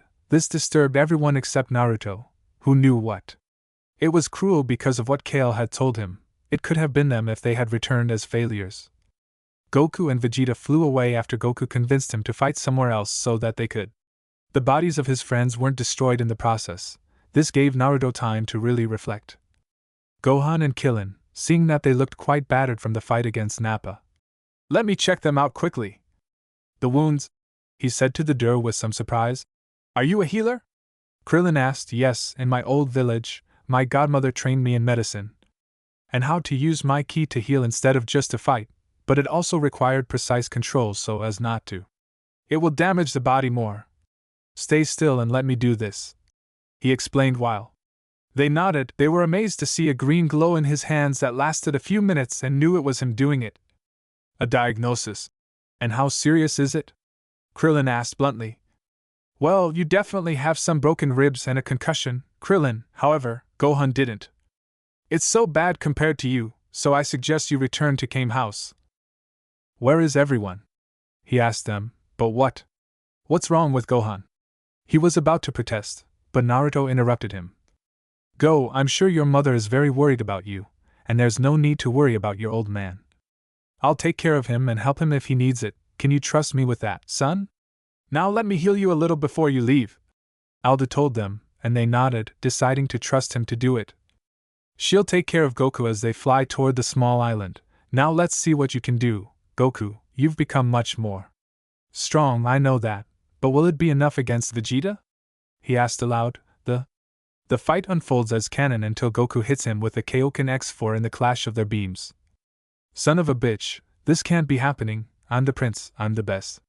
He's one of them all, and he's just a low-class warrior, he shouted furiously at being overpowered by this weakling. He lowered himself. After a few minutes of fury, he controlled himself, knowing that getting angry wouldn't do him any good. He smiled with his hawk. I'll do it later, but it's mainly used to destroy cities, and here I am using it to take one down. Person, he said, still smiling. As his plan came to him, Vegeta flew back to Goku. After a while, when he noticed that something had changed, he had to alter his plan slightly, but the result would remain the same. Being the same, so you destroyed the moon, huh? It doesn't matter if there's one here or. No, we discovered that not all planets have a moon like this, which made our work more difficult, so. We discovered a method to create an artificial moon that serves the same purpose, he said as a small orb. A white object appeared in his hand before he threw it into the sky, laughing like a madman. knowing what was coming. This was happening. Naruto was nearby observing everything, and now he was getting worried, since this would make him much more anxious. Stronger, where Goku would need more time to recover, so it was up to him to fight Vegeta. While he was thinking this, Vegeta had begun his transformation, and it was something to see from another's perspective. Vegeta grew to the size of one who had learned to control his great ape form, and knew how strong he was. He could feel the moon's effects calling him to transform, but he resisted, wanting to fight it with Matatabi's Bijou form. He was excited to see how they would fare against him together. "Do you want to try it, Matatabi? It would give you a chance to relax and have some fun, what do you think?" he asked. To her sister/tenant persona, "Oh, you sure know how to treat a woman." Naruto-kun purred, "Let's do it, it'll be great to stretch and get some action." For once, she nodded excitedly. "Alright, let's go!" she shouted as she left. Matatabi took control as she began her own transformation, as Naruto transformed into a Bijou.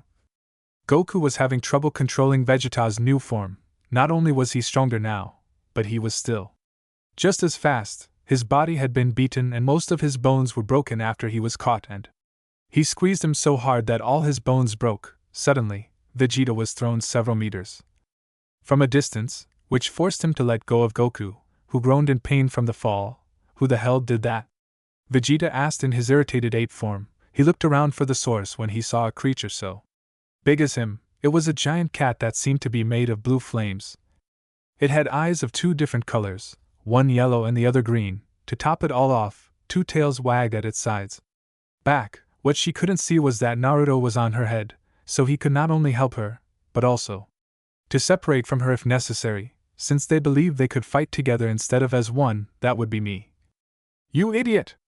Matatabi shouted as he stood before him, fangs bared, to see who or what you are. "No. You're nothing I've ever seen before, so who are you and where are you from?" he asked sharply. "I'll play along."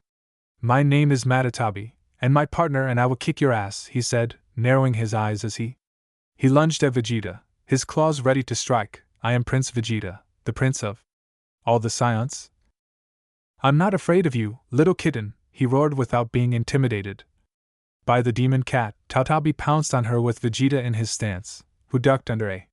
She swiped at him with her claw and responded with a punch to his cheek, but she used one of her tails to grab him, and used it to bring it closer to her, and she didn't have time to dodge as it cut through her armor with its claws, making it roar from pain before striking him with its other tail, sending him crashing into the mountain. It didn't take long for him to get out of among the rubble as it roared and prepared a Matatabi ki blast. Seeing this, it charged a beast bomb with tail, which made both attacks impressive. When they were ready, they launched their respective attacks, which led to a struggle between them, but Naruto, who was with her, added his own chakra to the jutsu, which began to dominate his, which frustrated him until it completely dominated him and shattered the lightning, striking him directly, causing a gigantic explosion. Once again, Vegeta wouldn't be left behind for a long time, as it suddenly appeared in front of Matatabi and threw its fists at the cat, grabbing her by surprise, hitting her in the cheek with a sudden combination of 5 blows, not expecting the attack to. It would send her back, but not far enough to force her away. Earthquakes could be seen as the two giants fought, each blow inflicted upon the other. Having had enough of this battle, Naruto had an idea as he drew his sword with a plan forming in his head. "What are you thinking, little brother? Do you have a plan?" he asked through his mental connection. "I'm going to cut off its tail while you hold it. Do you think you can do that to get me close enough? You'll protect her knowing what would happen if someone managed to cut her. But with your help it will be easier," he said, making her hum thoughtfully. "I can do it, but be careful because as you said, he'll be on alert, but I'll do it.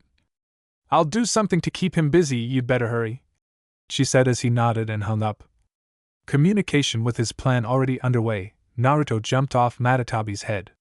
The Siyajin's eyes widened at the sight, unaware of what the bastard had planned, but he couldn't dwell on it for a long time, since Matatabi was there in an instant when he was instantly upon him. "Fire style, burning meteors!" he shouted as he launched multiple fireballs the size of them. Vegeta could do nothing but withstand the onslaught while trying to dodge them, but Matatabi held him fast with its tails and claws, making escape nearly impossible. This gave Naruto the opportunity to approach his tail, but was surprised when Vegeta managed to break free and used his tail to slam him into the ground, creating a crater. Naruto cried out in concern to her host upon seeing him receive such a blow. "Worry about yourself," Vegeta said, lunging at her with impressive speed, forcing her to go on the defensive, dodging its blows or blocking with its paws and tails. "It's impressive, no doubt, no. He gives up so easily," she commented, still smiling. "Because. Yes, I'm fine, don't worry about me," he grunted as he slowly got up. "It's tough, I admit, but we can handle him. You seem to enjoy fighting him. I know it's been years since you fought anyone," he said, seeing his Cheshire's usual smile when she's excited or plotting something. "Alright, Matatabi, I need you to hold it for. I want this to end," he shouted, rising from the crater he was in and extending his hand. 5 different orbs appeared on each finger, representing a different element: wind, water, earth, fire, and lightning bolts. They grew to the size of softballs, but their power was enough to damage even the most powerful beings. Kyui, think about it for a moment, that's the power this attack will have. A combination of the 5 elements, the all-powerful lightning of Hell roared. The orbs changed into beams and each one headed towards Vegeta, who was distracted by Matatabi, who had a smile spread across his face as he jumped just in time so that Vegeta didn't see the attack coming until the last second. "Oh. .. He didn't finish the sentence because he was hit by the attack. Nice shot."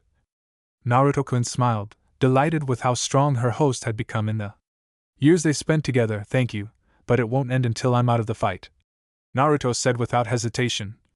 Not wanting to lose focus or celebrate too soon, the dust finally settled to reveal Vegeta was still in his Simka form, but he didn't look as good as before. He had cuts all over his body, many bruises and blood running down his face. He was holding his shoulder, which seemed to be gravely wounded. "Now's my chance," Naruto said as he launched himself at him at such speed. The movement was so swift that Vegeta couldn't react in time, as he felt his tail being severed. "Damn it!" Vegeta exclaimed. As he returned to his normal form, by the time he regained normal strength, he was panting heavily from exhaustion. Aware of the stress involved in using that, in addition to the injuries, the situation worsened. "How dare you!" he growled. "Prince," but he fell instantly when Naruto kicked him in the chin, sending him flying. Naruto disappeared through Shunin and reappeared behind him, delivering an axe kick that sent him crashing into the ground, creating a crater. Vegeta didn't have many options left. He wouldn't normally do something like that, but decided that withdrawing would be best. He took out a remote control, pressed a button, and he launched it while waiting for his capsule to come to him. Normally, Naruto wouldn't. I would wait to see what my opponent would do, but my Saiyan instincts told me to let him go, although I didn't want to. He knew Vegeta would grow stronger from this and could challenge him. He was worthy of being the prince of the Saiyan race. But he would need to get stronger to face it again. He watched as the capsule landed next to him while he went into it. "I'll be back, and when I do, they'll all be dead, mark my words, trash." His voice echoed as the capsule disappeared into space. Naruto sighed in relief, knowing the battle was over. It was over. The question that now plagued her mind was, what's next? He didn't have time to think before Matatabi, in its smallest form, sat on his lap. Chapter 4, Namek Naruto. He had just seen Vegeta disappear from sight and turned to his friend, who didn't look well at all with the amount of Goku had broken bones. He would definitely be in the hospital for months until he got a new one. A Senzu bean would accelerate the process. For now, however, it would only cure him until. She was glad Vegeta had already left, as she could sense the others were on their way. He headed there with Kale, Caulifla, Gohan, and Krillin. "Don't worry, Goku, I'll heal you as best I can, but you'll still need intensive care," Naruto said as his hands glowed green and they began to heal him. Goku sighed in relief as he felt the pain lessen. "Thanks, Naruto, it's been a few years. I'm glad you helped us." Against Vegeta, he was a tough guy, but what happened to the 2 girls who were with him? He asked, wanting to know what had happened to their companions. "Saiyan, they should be with Bulma and the others. I knocked one out and convinced the other to stop fighting, but we'll have company from our friends who should be arriving in about an hour, judging by how fast they're going," he reflected, but he was looking forward to seeing them again. He also knew that Bulma would be worried about him and would be keeping an eye on his injuries. Something he didn't care about at all. Goku nodded and tried to give a thumbs up, but the pain tormented him. Just a slight movement of the arm, he was content with a simple nod as Naruto continued using medical ninjutsu to ease the pain and heal some of the more serious wounds. An hour later, Naruto had finished healing. Goku had improved to the point where he no longer felt constant pain when moving his body, but he still needed to go to the hospital. They were chatting when they heard what sounded like engines approaching, which made them look up. Upon seeing a rather large capsule plane, seemingly big enough for everyone, they waved to it, hoping to attract their attention. And to their delight, it seemed they succeeded. Seeing him descend towards them, it didn't take long. It took a long time for the ship to land, and when the ramp opened, two blurry shapes could be seen running until both were approached. One was with Bulma, who was hugging him and checking him for injuries. The other was Kiki, who he did the same to Goku. "Oh, Goku, are you okay? Where does it hurt?" He was very. "I was worried about you when you fought that Scion," Kiki said, continuing to pamper her husband. "Are you alright, Naruto? You fought against all of them and even got hurt. Is something wrong?" Bulma asked, worried about his crush. "We're fine, Bulma, I'm not hurt. Matatabi is already healing me from the damage they did to me, but I can't say the same for Goku. I healed what I could, but he needs to go to the hospital to recover and heal from his other injuries," Naruto responded with a nod. Before she suddenly burst into tears over the loss of her friends, Naruto simply hugged her. While she cried against his chest, to one side Caulifla and Kale looked down, knowing it was their fault. The death of his friends, Naruto noticed it immediately. "It's not his fault, I know it isn't. They wanted to do this, but they had no other choice, so don't blame yourselves, okay?" he asked, receiving slow responses. Everyone agreed. "Let's take Goku, Krillin, and Gohan to the hospital to get them checked out and see the extent of their injuries.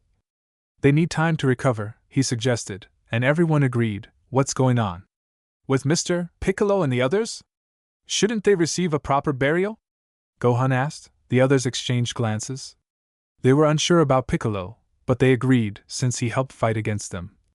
An hour later they managed to find everyone except Yachu, who had immolated himself and gone into the preservation capsules. Now they were heading to the hospital wondering what to do.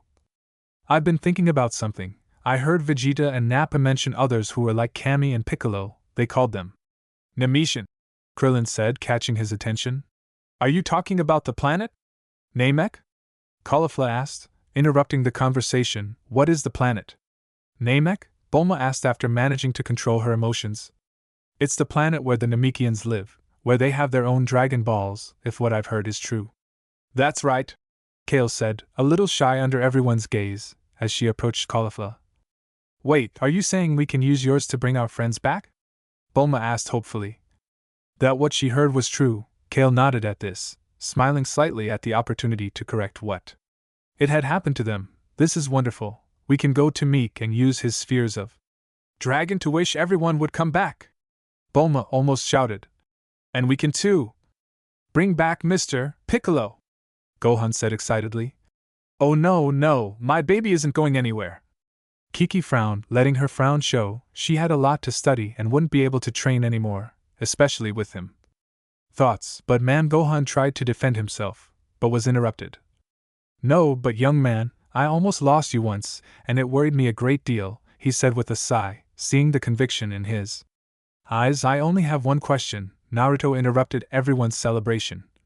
"Where is planet Namek?" he asked, his voice so loud that everyone heard him. She turned to the two of them. "Ahian, do you know where he is?" she asked them. He felt disappointed when they shook their heads. "Vegeta never told us where he was, so we could only guess. We'll wait for him to tell us if we'll ever conquer the planet," Caulifla said, prompting sighs from everyone. "Wait a minute, I know someone who could help us," Goku said, prompting curious glances from everyone. "Who do you have in mind?" Naruto asked, crossing his arms over his chest. Kaisama closed the eyes to concentrate. "Do you hear all this, Kaisama? We could use your help," Goku thought, but everyone could hear what was being transmitted to everyone's mind. Of course I know where he is. Just give me a minute to find it," exclaimed Karyosama, using his antennae to locate the planet in question. After having listened to the conversation, While Chaos is looking for him, why not? Do we know our new friends?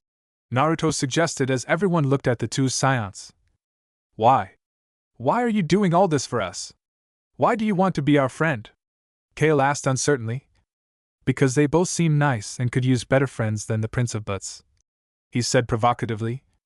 Caulifla's laugh. I like you, Whiskers, by the way, how did you get so strong?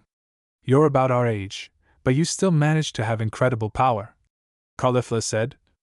Training, lots and lots of training, I've been doing it since I was 4 or 5 years. Are you interested in sparring? He asked with a mocking smile to the. She dedicated one to him too, of course, now that we're no longer enemies. Do you have a wife? He asked, making him laugh nervously while everyone else seemed surprised by his question, or in Gohan's case, confused. No, he asked himself more, but he also found Caulifla and Kale very special, especially Kale, who seemed exotic. Wait a minute, I know him.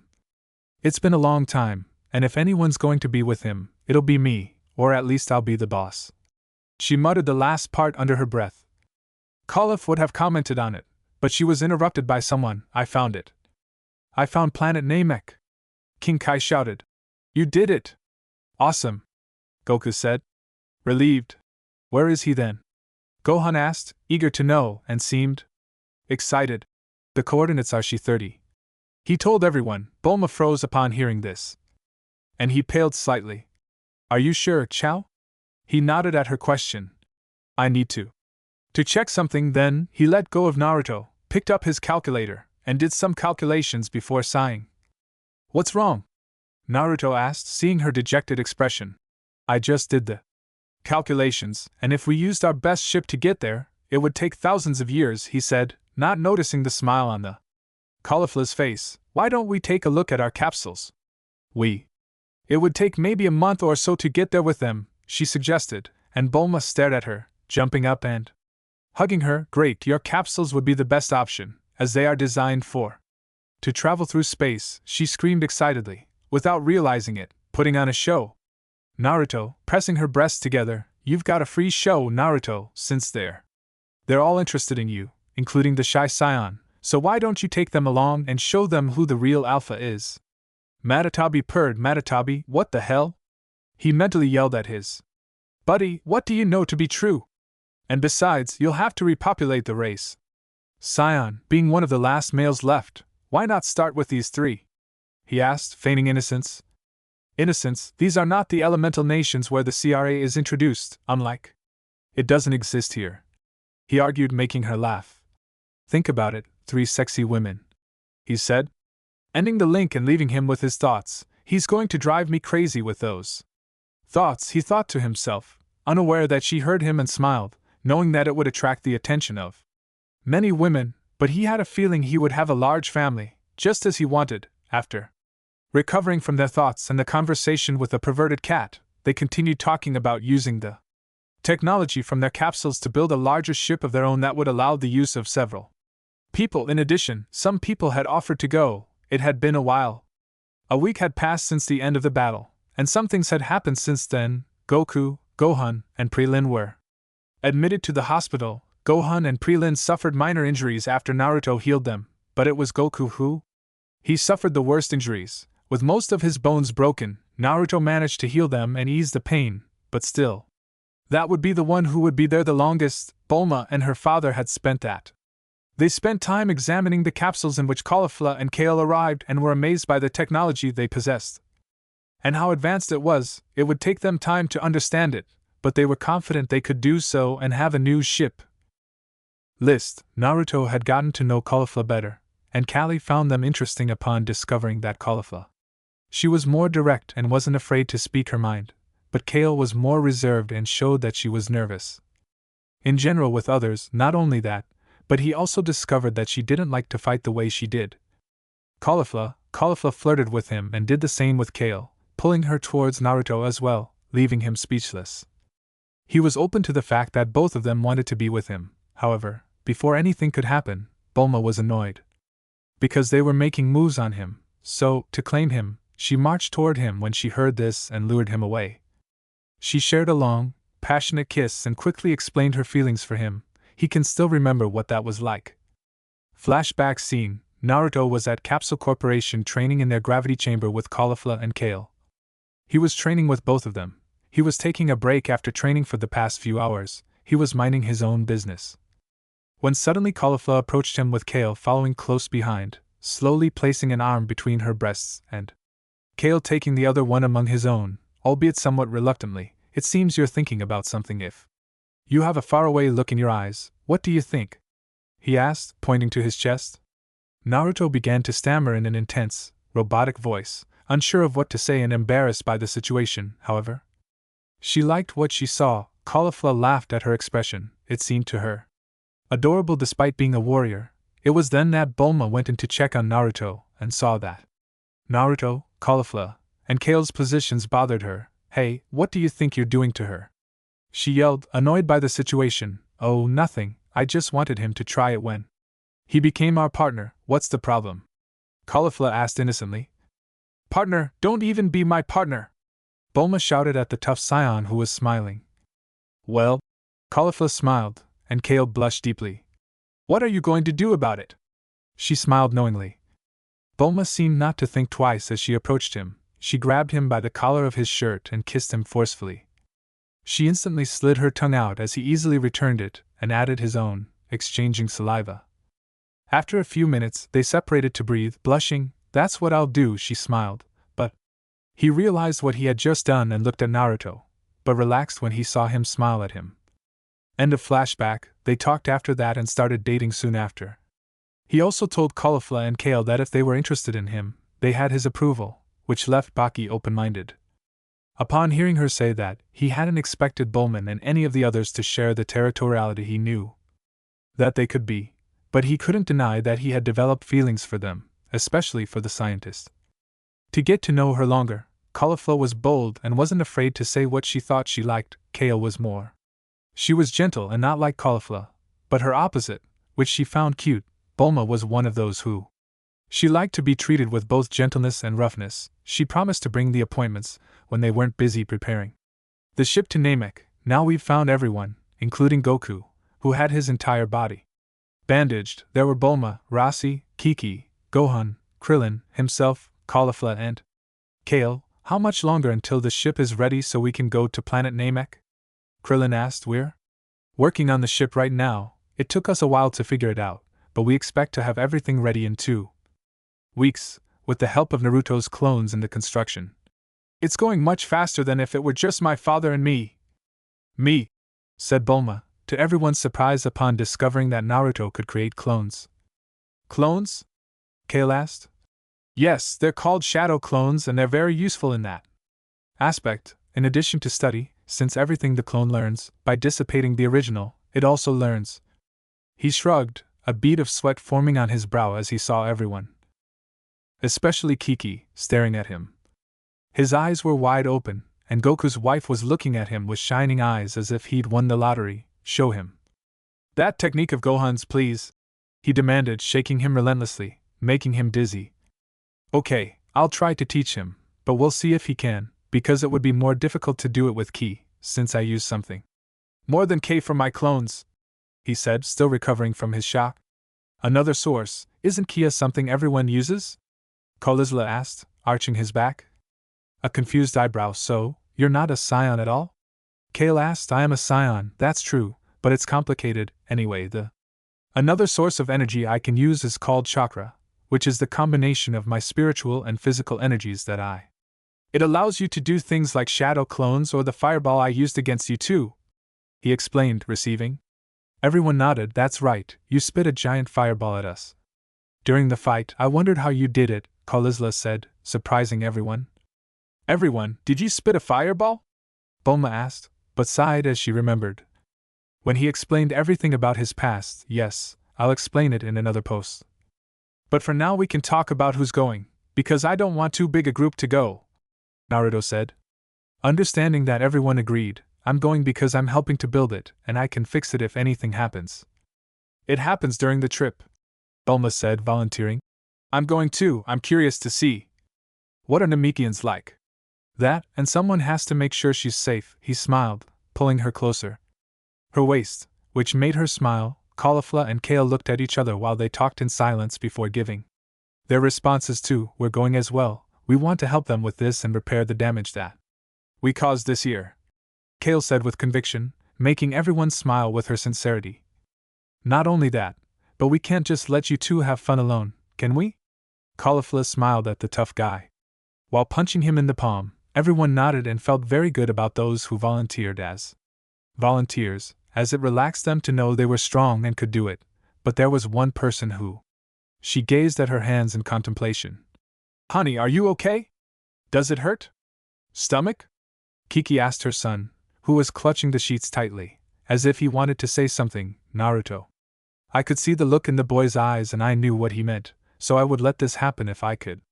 I want to go with them too, he finally said, surprising everyone except Naruto, who suspected something. Are you kidding, Gohan? You're still hurt, why do you want to go?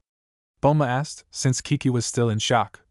I want to leave. I owe Mr. Piccolo for saving my life when he took the attack in my place, she replied, snapping Kiki out of her daze. Not at all. I just got my baby back, and now you want to leave me again by going to another planet? I don't believe it, young man, she shouted, no. Wanting to be away from her son even longer than she already was. I have to, Mom, Piccolo saved my life. And I want to be the one to get it back, please, Mom. He begged his mother, who still had a look of conviction in her. Your eyes, no, I won't allow it, you'll stay here and catch up with the studies you missed all year. He shook his head frantically. Kiki, I think you should let him go, he's very set on this and it would mean so much to him if you supported him. Besides, Naruto will be with him and the others, and I know he'll take care of our son. Goku smiled at his son's loyalty to his friend. Kiki looked at Goku in surprise, not expecting him to accept. This, however, had its advantages with Naruto there. He would certainly be safe. After several minutes of reflection, she relented with a sigh before looking at her son with a serious expression. Okay, but I want. Promise me you'll stay safe and won't do anything crazy, okay? We don't know what's out there and. Your father is right that Naruto can take care of you, but I have two conditions, I understand, he demanded in a stern tone. What are those conditions? Mom? Gohan asked nervously, hoping it wasn't anything too unusual. I want you to study while you're gone, and with the cloning technique you'll learn, you'll make things easier for me and me. You'll feel better, he said as his son nodded and looked at Naruto, who nodded with a smile. Can I do that in the second? He asked less nervously. I want Krillin to go too since I know him better than Naruto, Caulifla, and Kale, although I trust Naruto. I don't know him that well, Krillin said no. I expected them to include me in the conversation, but I could understand their reasoning. We can make it work, 6 people is feasible, as it wouldn't change our plans for the ship, he commented. Bulma, I'll take care of the little one, no problem. So what's next until the spaceship is ready? Krillin asked, now with everything's planned. I'll spend the next 2 weeks with Gohan working on the shadow clone technique, this means we will gradually increase your reserves until they reach an acceptable level, because as things stand, you could only make 1 or 2 clones at most before you'd run out, and we don't want that to happen, of course not. I want you to make too many, just don't get too tired of making the clones, he explained, receiving nods of agreement from everyone. But a question arose in Goku's mind. Hey, Naruto, what would happen? What if someone used that technique without the necessary energy? He asked, making everyone look at him wondering. Why would he ask something like that? It's not because of chakra when he uses that technique and the consequences wouldn't be the same as if someone like me did it, but I would die, since on my home planet the people cannot live without chakra, he explained, provoking looks of astonishment from everyone. But Gohan won't have any problem using it, will he? Kiki asked quickly. Well, he didn't want his son to die because he wanted him to learn it. No, he won't, he would simply be exhausted. That's why I said we would work to increase their reserves, doing different exercises that will help them. So there's nothing to worry about, he assured her as she sighed with relief, knowing that her son. That would be good. That said, we'll meet at Kame House in 2 weeks, Bulma declared as everyone. They were all at the same place. As everyone was leaving, Caulifla and Kale approached. Naruto wants answers now that they know he's from another planet instead of Earth, so what's up? When? Were you going to tell us about that, sir? Caulifla narrowed her eyes as she watched her companion sweating from his intense Well, Bulma, do you need any help? He asked her girlfriend, who shook her head. No, you started this, you have to end it. Alone, good luck, babe, but girls, don't be so hard on him. She told them, relaxing him a little, but he still didn't feel completely safe from his anger, because Kale didn't seem very happy either, but more curious about his home planet than annoyed, like Caulifla. Well, what do you want to know? It's been years since. I'm not going, so I don't know what it will be like now because things would surely have changed by now, she said as they continued. Looking at it, what's the name of the planet? And could you at least tell me the most important things? It's like Earth, he asked.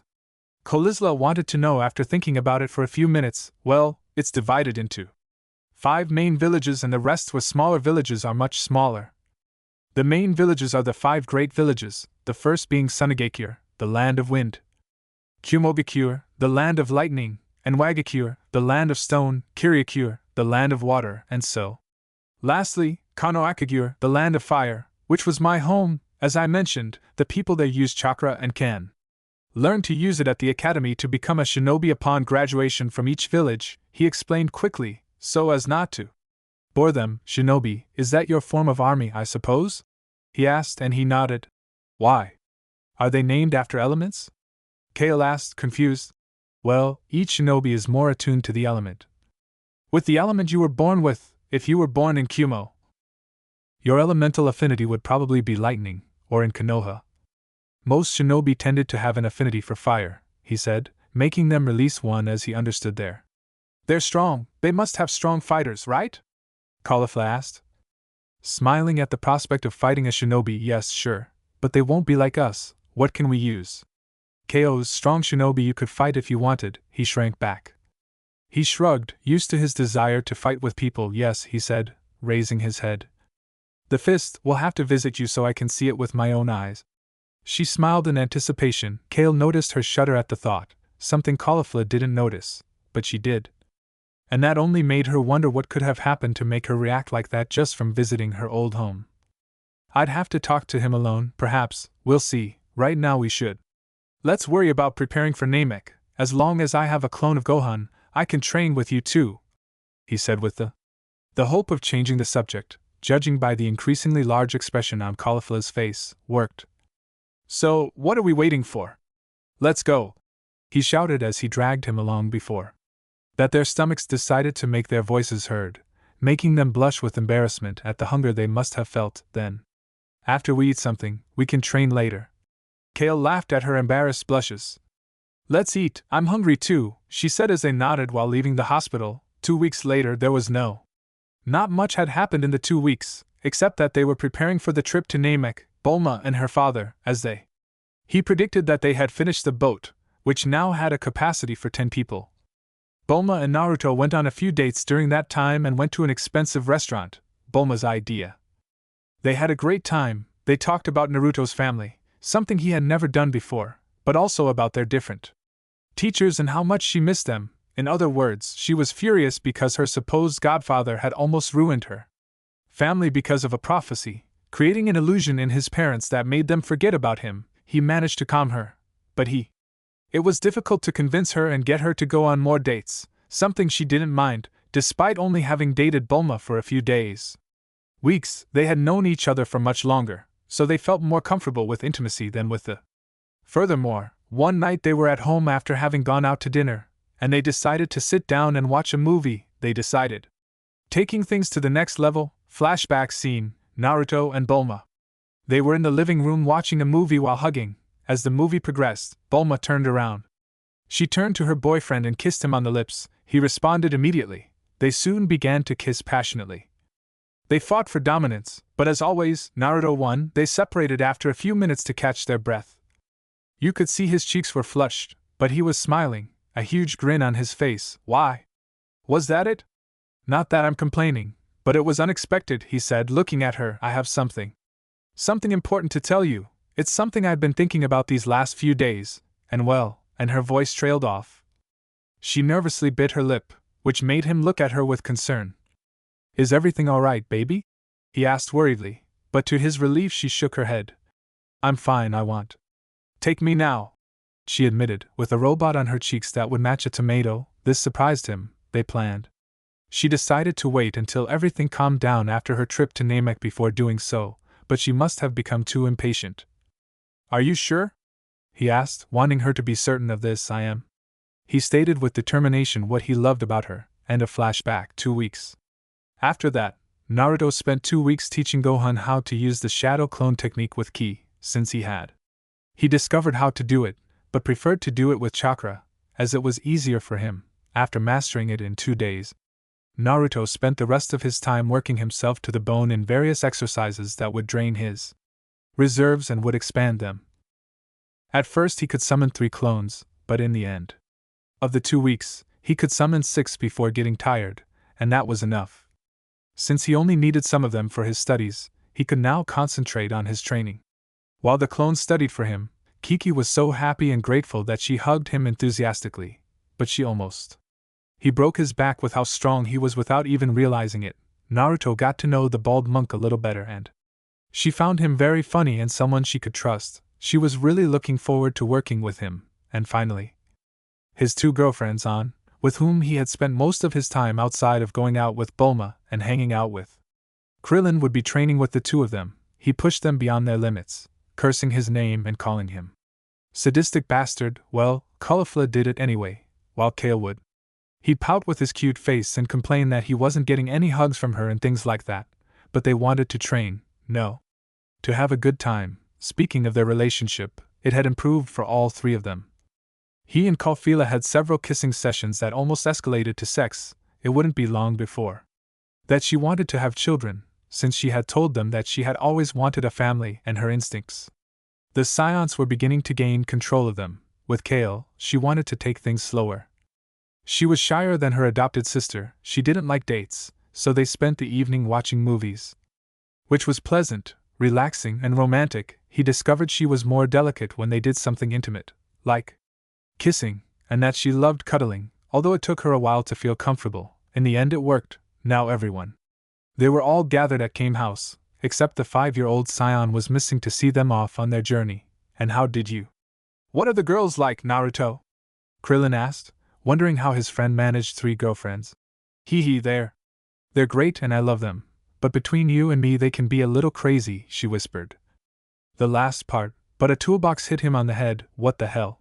How the hell does that hurt?" "I can withstand bursts of K, but a toolbox hurts me," he wondered. "What did you say about us?"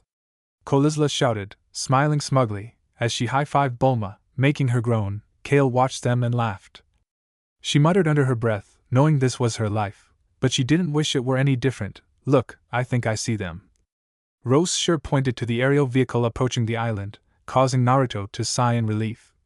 "Oh, thanks to God," he murmured softly. They watched as the car landed and waited for it to. Gohan came out, but they were surprised to see him dressed as if he were from a private school or something like that. "Join me." Naruto had to make a great effort not to laugh at the poor boy, but unfortunately that wasn't the case. Some of the others didn't have the same self-control as him. "Ha ha, what? What the hell are you wearing, girl?" "No, we're going to school." Eyes laughed out loud. Kale chuckled, but held it back. "Oh, don't be so mean to him. I think he looks absolutely handsome," Kiki exclaimed, seeing her son's expression. "Dad also thought I looked funny." Gohan grumbled as he looked at his clothes, remembering his father's laughter. "Hey, no. There's a problem, kid. Since everyone's here, we should leave, right, Bulma? Dear?" he asked when he saw her nod. "Good, let's all go," he declared as everyone boarded the ship, leaving Kiki and King Byakuya behind. "Take care, son. Krillin, Naruto, you better protect my baby or all hell will break loose, do you hear me?" he yelled as they nodded. Frantically, without wanting to upset her, "Everyone fasten your seatbelts, we're going to take off immediately. And I don't want to hear any complaints about not being warned," Bulma said seriously. It didn't take long. They spent a lot of time finding seats. Once settled, Bulma started the spaceship and after checking everything, they took off. Island. Shortly afterwards they found themselves in a turbulent atmosphere for everyone. Except for Caulifla and Kale, who were used to these things. Once out of the atmosphere, she unbuttoned She fastened her seatbelt, and the others followed suit. "Good, from now on everything will be smooth sailing. Until then, why don't I show them the ship? Naruto, can you keep an eye on it while I visit them?" she asked her boyfriend. Who nodded. He thanked her quickly as he led the others on their tour. Now that I have time, let's see how this goes, he said to himself as he reviewed the usual signs of a jutsu that he didn't. I hadn't used it in years, Kucho Jutsu, he said, clapping his hand. He slammed himself to the ground with a puff of smoke. From the smoke emerged a familiar-looking slug that stared at him. He looked around and realized he was in an unfamiliar room. Where am I? Katsuya asked, looking around in confusion. Hello, Katsuya-sama. It's happened a long time. She heard a voice. Turning around, she saw someone unknown. No. I had seen this man before, because I would have remembered someone like him, especially because of the tail I saw around him. Her waist. Who are you? She asked, wanting to get straight to the point. It's me, Naruto, she said shyly, not knowing what to expect, but was surprised when she gasped and approached him, offering him her arm. She slid down onto his shoulders so she could see him better. Naruto-kun, is that really you? What happened to you? It's been years since anyone. He heard about you, but how are you so different? He asked his summoner, who sighed. That's a long story. I'll do my best to explain everything and why I look like this and much older than I should. He told her, and she nodded. He went on to explain how he was transported to a new planet, as they had been told. Everyone, what they didn't know was that his appearance had changed to become something more than human. How did he become a scion, where he has been training with the Guardian of Earth for the past 11 years? Well, 13, if we count the time he spent in the hyperbolic time chamber. And what has he been doing since then? Who finished his training? How did he fight against scions who wanted to destroy the planet? But he and his friends stopped them, and now they were heading to another planet in search of special orbs they could use to bring back his friends. He omitted seeing 3 women, as his mother and godmother would beat him for being a pervert. In her words, after she finished explaining everything, she stared at him blankly for a minute before sighing. Naruto-kun, you've had an interesting life in the Earth. I'm glad you're okay, that everyone cares about you, and that you're safe. Your parents have missed you a lot. And they are very sorry for everything. They wanted to assure you that what they did wasn't their fault, she said, but She smiled. I already know Katsuya, and Kami let me know it wasn't his fault. That it was all the pervert's fault. I'm glad they still care about me and love me. I miss them too. To everyone, he said, nodding his head. You said you've been living in the country for 11 years. Earth, right? He asked, and he nodded. Naruto-kun, it's been 50 years. Since you disappeared, she revealed, and he looked at her in astonishment. 5 years, she screamed. He was in a state of shock upon hearing about the time difference between him and them. Yes, it's shocking to hear that, I know, but that's right, she said, nodding. Wow, how are the others? Kumi, Narumi, Mikoto, Fugaku, Tsunade, Yuzin, Shizen, he asked. I'm sorry to say, Naruto-kun, but Fugaku died 3 years ago when he tried to stop a coup his clan was planning against the village, he said solemnly, which opened his eyes wide. He was like an uncle or a second father to him when she was training. How's everything going with my group? Is everything all right? Is my mom helping her with her loss? She asked quickly, wanting to know what had become of her second mother figure and her other godmother. She did it. It wasn't easy for her to keep going, but she did it. She's the boss of the clan until Itachi is ready. Everyone else has been fine.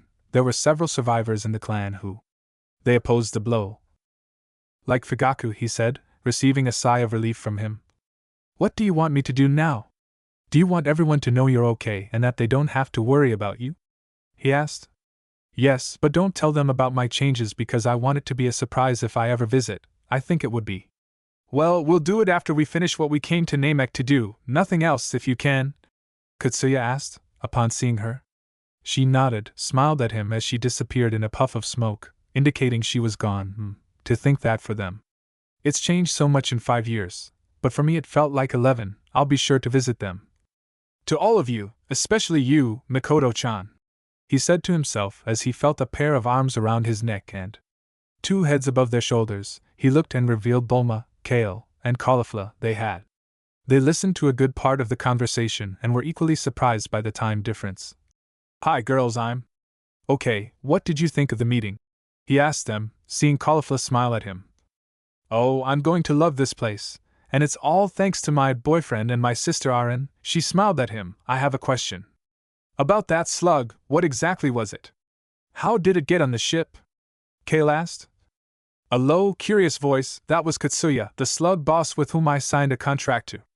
She would help in combat if I ever needed her. She specializes in acid and healing, along with my godmother Tsunade, and her apprenticeship taught me everything about medical martial arts. Perhaps you can meet them someday, she said with a. I smiled at the thought. I'm sure they're wonderful people. I hope to meet them someday. Why did you summon her now of all days? Bloom asked. Well, now that I've had time to do it, since I've never had time to do it until now with everything. The training, the instruction, and dealing with the science, I have a little time. He explained, receiving nods. That's enough, we've already trained to do Naruto, so now that we have time's up, let's get to work. We have a month before we reach Namek and I don't want to waste any time. Caulifla shouted. Excited, okay, just remember you asked for it, she smiled with her. A month had passed since they left Earth, and they finally arrived at the planet Namek. The first thing they did, Gohan went to change into clothes he had secretly packed without his mother knowing, which made her laugh. Because of the child's cunning side, he wore the same outfit as Piccolo and explained how he wore it to honor him, and how he respected him almost as much as his father. They didn't do much with Naruto and the others, except that he would train everyone, except for Bulma, who was making sure the ship didn't have any problems, was pushing everyone harder to. They could be prepared for anything that might happen. They had discovered that the gravity machine, the device that was installed, could reach 200 times Earth's normal gravity, but only reached 60 with Gohan and Krillin, who took a while to get used to each level, and with Kale and Caulifla, she managed to reach it 150 times, which was good. Because he didn't want them to just get used to it, but to be able to do anything with ease in that type of seriousness. Everyone had grown stronger throughout the month, but the two Scions had truly done so in just 1 month. Training with them was becoming increasingly difficult, as they were improving rapidly, every time. As they improved, she had to use more force to propel them. Bulma had installed robots that could fire lasers at them, and Naruto made them dodge his attacks, as he wanted to work on their reflexes and agility under gravity. To make their job more difficult, of course, he hadn't forgotten to do his own training. He had been training at 200 times gravity. He wanted to mold his ki into different weapons and so far had managed to make 2 weapons, finding the ability to do it unique, since not many, if any, could do it with sufficient control. He also pushed his body to the limit when he decided to add stamp weights to make it even more. It was challenging for him, which he appreciated. He almost regretted it. Why, as soon as he activated them while under the pressure in the gravity chamber?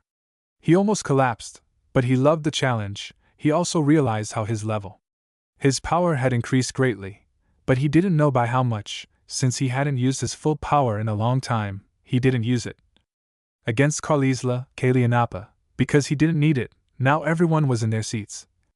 Bulma had informed them that they were approaching Mikasai.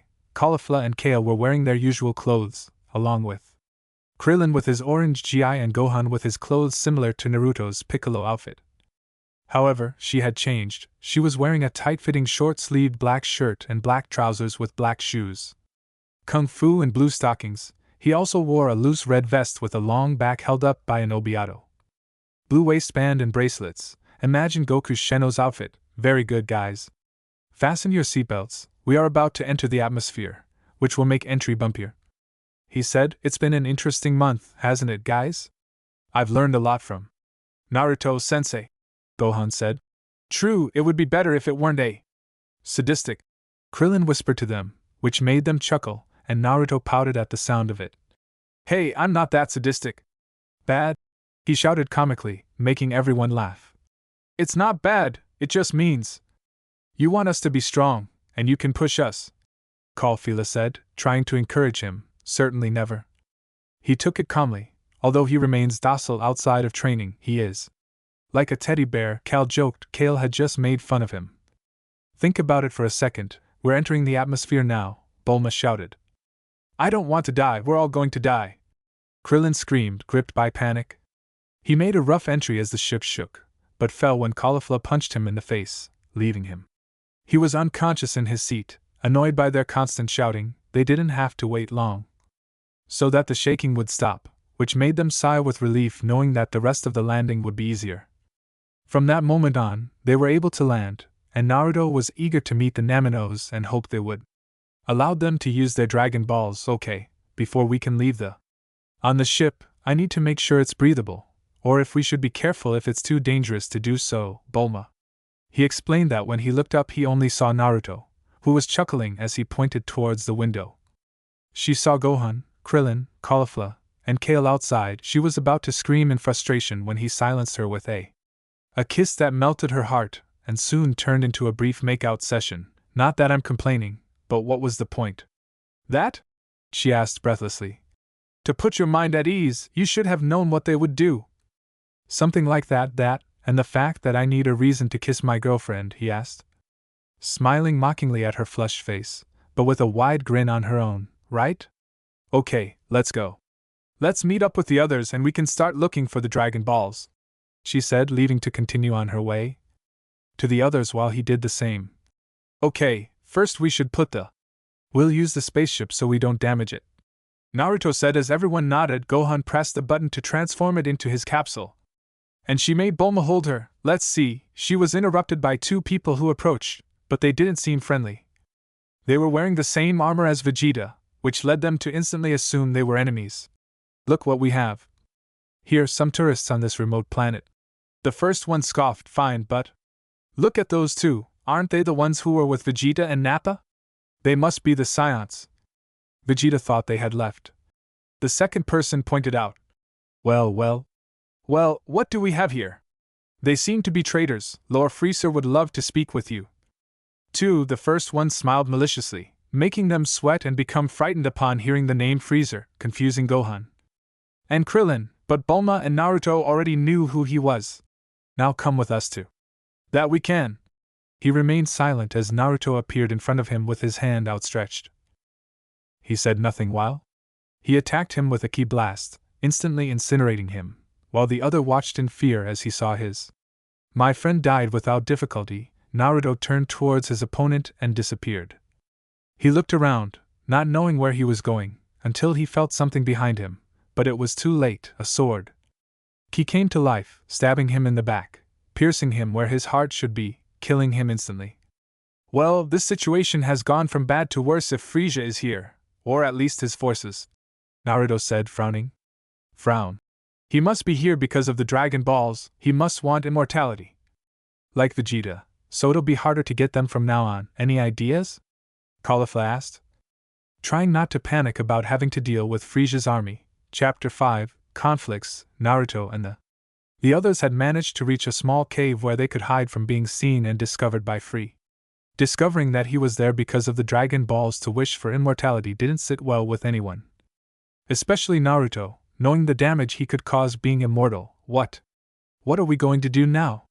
With Freezer here, it will be almost impossible to catch them, he asked. Caulifla remained calm, trying not to panic at the tyrant's presence.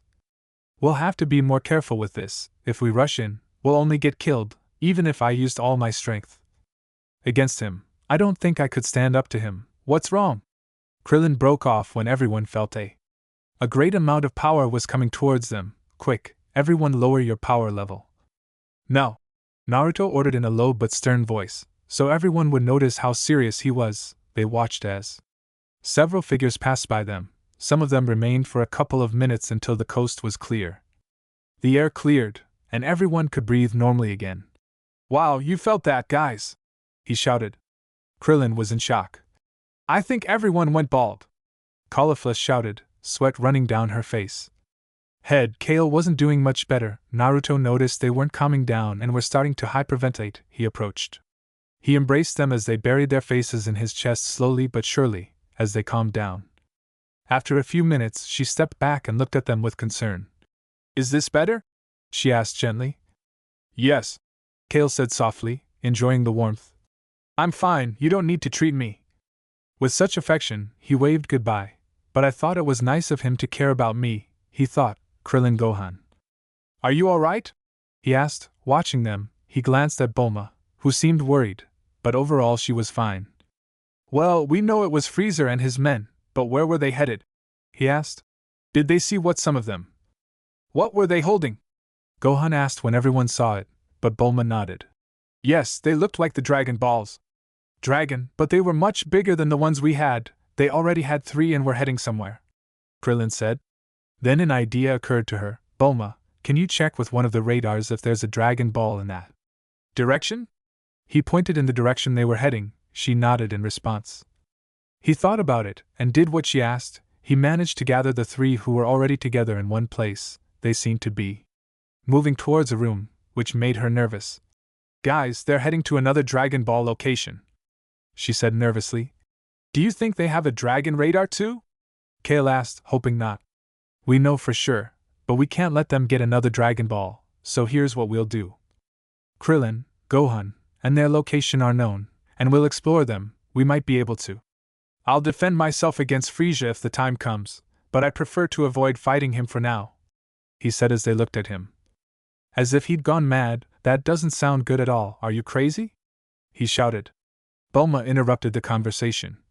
That's how they'll kill you, she shouted furiously. Face, I'll be fine, Bulma. It's just a last resort, but it won't come to that. That's it, I promise you, he assured her as she stared at him, narrowing her eyes before sighing. And smile at him. Good, but you'd better be safe and come back with me, he told her, and She nodded with determination. And what about us? Caulifla asked, eager for action. Why don't we? Are they staying here for now and waiting for us? Since we'll have more information by then, we can make a good plan/deal/etc. Plan, Naruto told her, to which she grumbled under her breath, but nodded when she saw the logic in his words. Okay. But we'd better fight soon. I'm dying to get revenge on some of them, she said with a mocking smile. He nodded and looked. They both nodded and flew towards where Frieza had gone. Bulma and the girls watched them leave with one. A worried expression crossed his face. Kay noticed it and placed a hand on his shoulder. He'll be all right, you've known him since.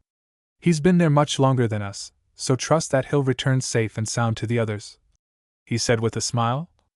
Reassuring, thanks, Kale. It's just that this type of freezer is incredibly strong, very strong. He's stronger than Vegeta. I'm worried he'll catch him, Bulma said, her face showing concern. Kale and Caulifla didn't know what to say to that, having seen Frieza's power firsthand and knowing how powerful he was. That's what it was. We can only hope our man will be alright, but I believe he'll come back to us. If not, I'll give him a beating, Caulifla shouted, making them laugh. Back with Naruto, Krillin, and Gohan managed to take the radar and locate Frieza, but they hid behind a hill to avoid being caught. They were discovered. What they saw horrified them. Well, Gohan and Krillin, like Naruto, a former shinobi, weren't. So much so, but it enraged him to see innocent people massacred. There were 3 people who called his beware of the greatest power. They all wore the same armor. The first was a fat, pink guy with a head pointed. The second had green skin, a cape over his armor, and dark blue hair. The last one attracted all her beware of the amount of power he emitted. Without even trying, he was a short guy with 2 horns on his head, sitting in his floating capsule without a care in the world. Now that we've caught up with them, what do we do? Krillin asked. There are still some survivors left, and it would be good to save them, Gohan suggested as they nodded. But how? The man asked. Bald and restless, I can distract them while you get them out and collect the Dragon Balls while you're at it, Naruto. He quickly explained his plan while they nodded, albeit reluctantly, as they couldn't think of another one. They continued watching, waiting for an opportunity to see an older-looking Namekian appear with 2 children were hiding behind them. The situation worsened when they saw some Namekian warriors appear while they were fighting against the rest of Frieza's soldiers, who were leaving, which would make Frieza and his 2 guards the last 3 to remain. What no one expected was that the old man would jump into the air and shoot lightning bolts from here to there. He used his fingertips to destroy the remaining explorers, except for the one seen on the face of the blue-haired man, who, according to what he discovered, was how they had found the Dragon Balls. Well, this will make it easier. Infiltration, since there are only 3 of them and they lost their scouts, they won't be able to track us either. Naruto was left behind. Impressed by the old man's bravery, Gohan asked, but what about the Namekians? We'll get them out of there, kid. We just have to wait for the right moment to act. Hold on a little longer, the Scion Shinobi replied as he watched the pink man. He was in charge of the 3 Namekian warriors, who turned their attention back to the old man. I will go in and call them the. Attention, you two wait for your chance to grab the balls, he ordered as he stood up and. He disappeared from sight. The pink-haired boy was about to deliver the final blow when Naruto appeared in front of him. Catching his fist with ease. Why don't you try me on to see if I'm the pinky size? He asked with a mocking smile.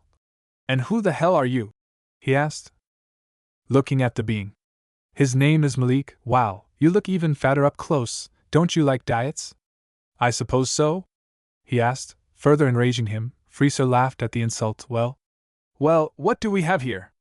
Another protector of this old man? Frieza asked. Obvious sarcasm. Lord Frieza, that man is a scion, he has a tail like everyone else, said the blue-haired guard, surprising the Emperor. Looking at his waist, he saw that it did indeed have a tail, and here I was thinking everyone was dead, except for Vegeta and the other 3. Are they here to avenge his monkey brothers? He asked with a cruel smile, hoping Naruto would get angry and. He challenged me, no, but first let me take care of Tei, the butter cube. Give me a minute, he said. Naruto pulled his arm towards him as he lifted it and lowered it with his elbow. Crunch, ah! Dodoria shouted as he held his crushed arm, but no. He had a chance to react. When Naruto grabbed his arm again, he extended his other hand and incinerated him. Man, leaving only the arm he had grabbed. Now you're next, pretty boy, Naruto said, throwing the. His severed arm lay at his feet as he turned towards Frieza and Zarbon. The latter felt insulted by the. The first one laughed at his subordinate's comment. Pretty boy? Zarbon asked, a little annoyed that they called him that. Oh, this man is quite the comedian, Frieza SE. He laughed at the comment. So, how many female fans do you have, big boy? He asked mockingly. While Frieza laughed even louder, Siyu stammered at the question and. She glared. Oh, don't look at me like that, it was a question, since you seem to be one of those who have them, he said, shrugging. It doesn't matter if I do it or not, it's not an issue.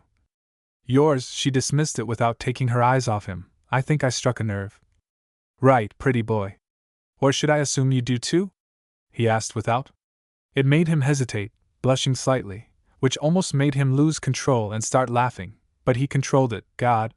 Mine, I knew it. Naruto laughed heartily, enjoying playing with that. Stop laughing, you idiot! Zarbon shouted furiously as the situation. He was starting to get the upper hand. He shrugged, not caring that she was yelling at him. You don't scare me, pretty boy, she said dismissively. Stop it! He lunged.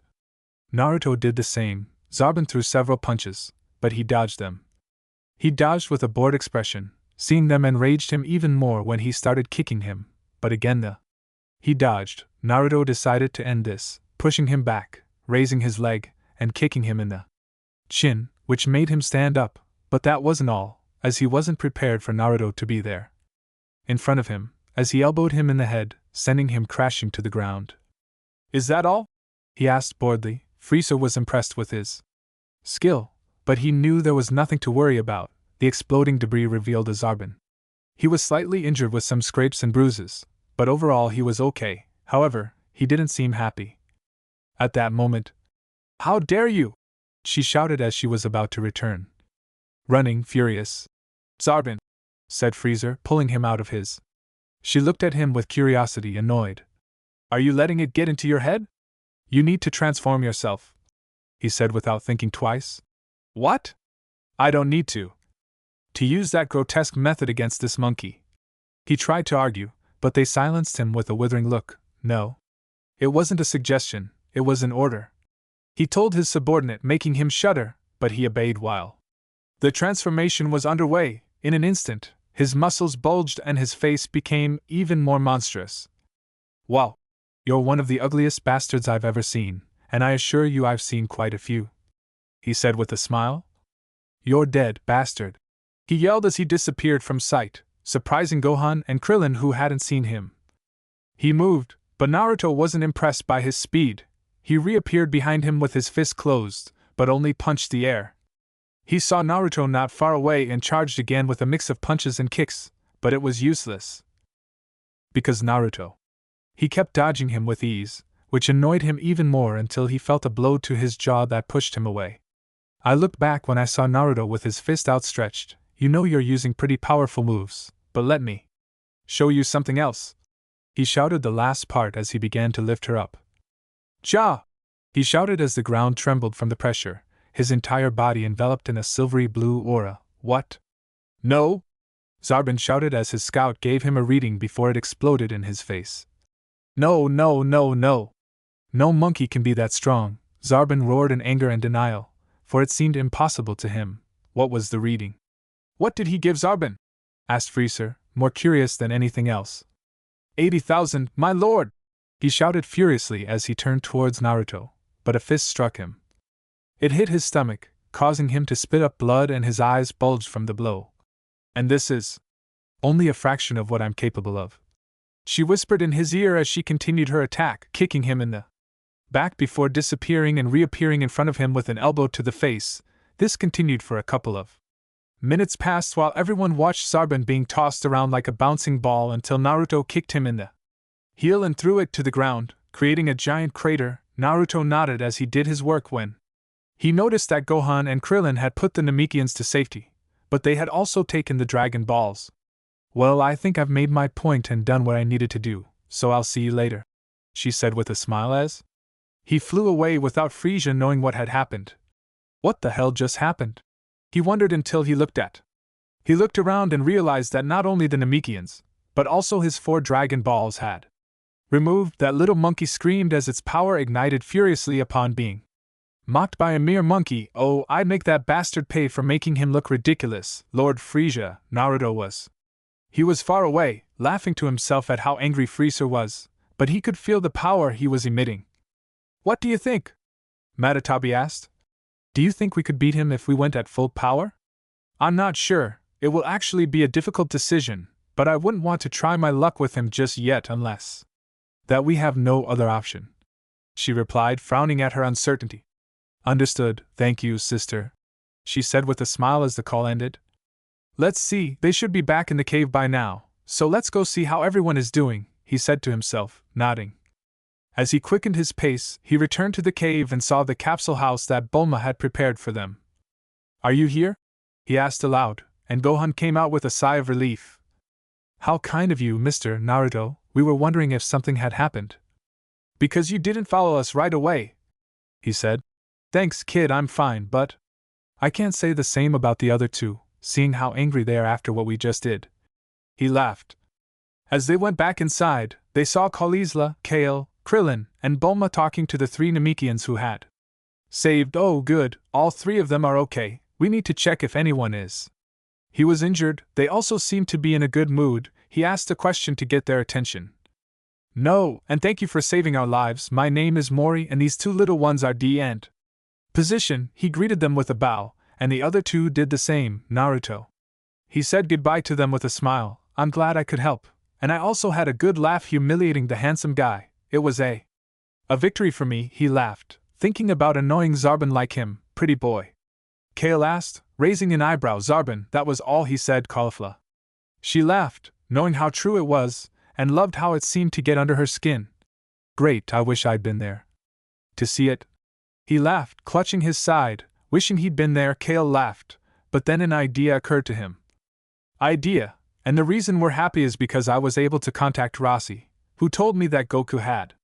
He was healed and on his way. He said he'd arrive in a few days, Gohan said excitedly, eager to see him again. Her father, what happened to Dodoria? Kale asked, which made Caulifla. She stopped laughing, because she was wondering the same thing. Oh, it won't be a big problem, since there isn't much of him left, he replied with a fierce smile that made Caulifla, who liked it, smile. That side of him made him much more desirable to her. Oh, and what did you do to her, buddy? She smiled seductively, blew him to ashes, and threw the arm into Frieza's capsule, she said as she laughed even harder at the thought. Oh my God, how wonderful! She exclaimed, clearly enjoying herself. That her boyfriend would do that to them. She quickly grabbed his shirt and pulled him into the room, receiving. Gohan looked curiously at Krillin, who paled as he realized what was happening. What are you doing? Gohan asked, confused by what was happening. Don't worry, never. We'll tell you. He quickly dismissed the idea, as he didn't want to deal with an angry Kiki upon returning to Earth. Buki's eyes widened as he saw Bulma and Kale following them to the bedroom. He saw the door close. A blue light flashed. A second before it went out. "Old man, what just happened?" he asked. Dend, as confused as Gohan, said, "I have no idea." He looked at Krillin and Gohan, wanting to talk to them. They did, since their friends were busy. Lemon scene, we're excited, aren't we? Naruto grinned as Caulifla pushed him onto the bed. "Sorry, but hearing how you destroyed Dodoria and humiliated Zarbon put me in a good mood," Caulifla purred. Sensuality. Then, of course, Naruto smiled, taking off his shirt and revealing his muscular chest. "Let's play, I've got it planned," Caulifla quickly removed all her clothes, showing off her toned body. "Okay, here we go again, we're not there yet." "Too late," Bulma said as she and Kale entered the room and undressed. "You too, huh, Kale?" Naruto asked. "I can't hold back anymore," Kale said earlier. From seeing the room flash blue for a moment. Why did the room flash? When it does that, the room is now soundproof, which means no sound from here will be heard outside. Naruto smiled, thanks to God help the seals. Bulma laughed. "Alright, let's see what's under the hood," she said. Caulifla enthusiastically knelt down and pulled down his pants, freeing his penis. She and Kale, they were surprised by what Naruto was carrying inside. "Oh my god!" Kale gasped, blushing deeply. "See, how are you so big?" exclaimed Caulifla in a state of shock. "I have a natural gift." Naruto shrugged with a smile. "Mockery, and believe me, girls, it feels divine when it's inside you." Bulma smiled too. "Then I'd better get you ready," said Caulifla, putting her mouth to the __ of Naruto, smearing and moistening it for the fun she was going to have while her man took it off. She kicked her pants off. After a few minutes, she was ready for action when Caulifla climbed on top of Naruto, who was sitting, planted his feet on either side of his hips, squatting over the __ of Naruto. Grabbing his member, he placed it at the entrance of his soaked __ and proceeded to put his head between his pink folds. "Alright, Naruto, get ready because I'm going to empty those big balls of yours," he promised with his eyes open and full of lust. Slowly, Caulifla lowered it so as not to hurt herself. When she reached the middle, she stopped. It descended and rose until only its head remained in its tight __ then it descended again, this time inserting the rest in her dilated __ as her gasps and moans of pleasure filled the room. Caulifla sat up. New until only the head remained. Looking Naruto in the eyes, she gave him a seductive smile while maintaining his position. Impatient as he held the head of his penis inside, Naruto grabbed Caulifla's hips and pulled her towards down. She threw her head back and opened her mouth in a silent scream as Naruto penetrated her completely. She experienced a massive orgasm as she spilled her fluids, covering Naruto's pelvis with them. Feminine, upon recovering, Caulifla saw Naruto smiling at her smugly. Determined to wipe that smile off his face, Caulifla began to move her hips up and down over him. Her member, behind her, Bulma and Kale watched her elegant alien buttocks bounce hypnotically, hitting the Naruto's thighs. "Wow, the way he goes in and out is mesmerizing," and hearing how she's enjoying it, Kale murmured, blushing as she watched the couple. "That's not even close. It doesn't even compare to how good it feels, I assure you," Kale said. Bulma, licking her lips. Kale said nothing, but bit her lower lip with desire, anticipating her turn, moaning with pleasure as the Caulifla's warm and tight __ slid over his throbbing erection. Naruto's gaze fixed on her vibrating breasts. Unable to resist, Naruto pounced on one of Caulifla's nipples and began to sucking it eagerly. Smiling inwardly at Caulifla's gasping, Naruto gently bit her nipple. Captured and threw back his head, stretching his chest, Naruto released the nipple, allowing her to move again. She raised her left hand, grasped the other breast, and tilted her head towards. He moved forward and began licking the bulge before taking it into his mouth and sucking it, smiling around his. The prey began to push his __ upwards just as Caulifla lowered her hips. Surprised, she hugged him by the neck __ shove that fat __ in my __ fuck me harder, harder. Deep __ how nice. Naruto had taken control of Caulifla, thrusting her upwards when she stopped because the climax was robbing her of basic motor functions. She never tired of being fucked by him. The deep, powerful thrusts and the stretching of her, filled her with ecstasy. Caulifla snapped out of her thoughts when Naruto wrapped his arms around her waist and stood up. Forcing her to quickly wrap her legs around him, Naruto placed her on the bed and adjusted her position, holding her behind her knees. Naruto forced her up until her knees were next to her breasts. Caulifla could only stare at her with wide eyes as he forcefully penetrated her, smiling at her, enjoying it. He was greatly aroused by the way her breasts moved erotically against his chest. Naruto switched to long thrusts, and strong to see how much he could bounce them. For the next hour, Naruto fucked her like that while Caulifla. She suffered orgasms that left her breathless, orgasms that seemed to have no end. Finally, after what seemed like an eternity of senseless failure, Caulifla felt Naruto's expand before sinking through. He poured his semen all over her. Once again grunting, Naruto began pumping enormous amounts of semen directly into her Caulifla's uterus, causing her stomach to swell slightly from the sudden excess of semen, shaking. With brief thrusts, Naruto filled Caulifla's swollen belly, forcing part of her semen splashed from his the excess semen splashing onto her face and breasts, covering her with the thick cream. After releasing the last of his semen, Naruto withdrew his penis and let Caulifla's lower body fall out. Back on the bed, looking down, he was shocked to see that Caulifla had fainted, her eyes on white and a huge smile on his semen-covered face. Well, one less. Who's next? Naruto asked, turning to Bulma. And Kale, he is. I want you to experience that weapon you call an idiot. Bulma smiled, pushing a blushing Kale forward, and... Okay, Kale? Naruto asked.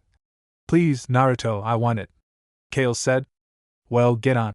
Kale followed the suggestion and climbed onto the bed on all fours while Naruto positioned himself behind her. Alright, let's see if your can handle me. His left hand pressed between her shoulders while he rubbed the tip of his penis between her pink lips and soaked from her vagina. Her only thought at that moment was that she was about to split in two and not. He could wait. Smiling at Kale's nervous but expectant expression, Naruto pressed his penis against her tight folds and with a brutal thrust he went halfway inside her. Kale's eyes almost popped out of her. Her eyes widened as she felt herself stretch beyond what she thought possible. Naruto pulled away until his penis almost slipped out of her, before jerking his hips sharply forward, penetrating far enough to hit Kale's cervix. Oh my god, Naruto is huge. Can you calm down a little? Kale groaned. After he got enough air into his lungs, come on, Kale, I'm almost there, and Caulifla.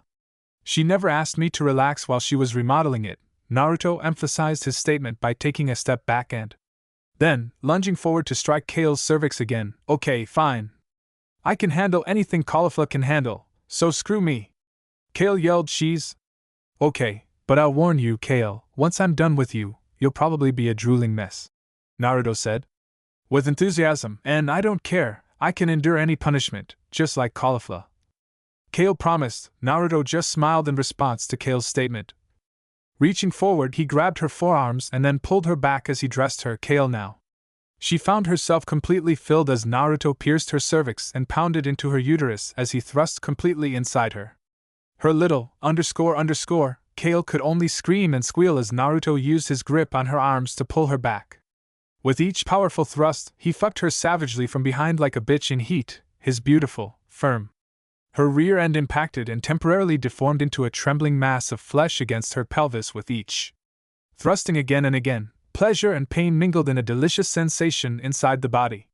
Rocking Kale, using his arms, Naruto tilted Kale upwards to penetrate her from a new angle. Bulma, the person who stepped forward to get a better view, had the privilege of seeing Kale's naked body at the moment when they would enjoy the unrestricted view of her breasts, bouncing deliciously as she was brutally penetrated from behind. She also saw a slight bulge rising up Kale's stomach. It seems Kale is, Bulma reflected, enjoying herself. Fuck me, oh yes, fuck me, Kale moaned with completely out of her mind, with her eyes rolled back and her mouth wide open, her tongue sticking out, and I'm drooling all over. I'm really enjoying this, Bulma thought. The force and speed of Naruto's thrusts increased until his hips became a blur while he proceeded to remodel the interior of Kale, its internal walls They contract with determination along the sides of Naruto's, __, each thrust is a new experience for. She makes sure to tense her, __, muscles in new ways, squeezing and gripping its thick length while it goes in and out like a piston. Naruto groans and Kale smiles foolishly as he throws his head back, panting heavily from the effort, every response of his to her actions by. However small the change, it's enough to get Kale more involved. It's one of the best training sessions he's had since she's with Naruto, and it's mind-blowing sex with alien monkeys, and while she's receiving it from behind, it's fair to say that her mind is melting more and more. The world is fading away even more than it already had. Only Kale, Naruto, and her, __, remain inside her, the, __, until orgasm after orgasm, and Kale signaled everyone with a powerful cry of ecstasy. Finally, after what should have been. After nearly an hour of beating the almost unconscious Kale, Naruto felt a familiar stirring in his balls. It's time to unload inside my sweet Kale, she thought happily, squeezing Kale's face completely. Pressed against the bed, Naruto groaned deeply and began to spray her with his semen, continuing to penetrate her. Enjoy it to the fullest. Kale's uterus filled with semen in a matter of seconds, and shortly after, her stomach swelled with so much semen. While Naruto filled her with semen, he pulled Kale's face away from the bed and pressed her against the floor to invest her. The new angle used gravity to retain even more semen inside Kale's swollen abdomen. After several seconds, Naruto finally finished ejaculating into her flaccid Kale.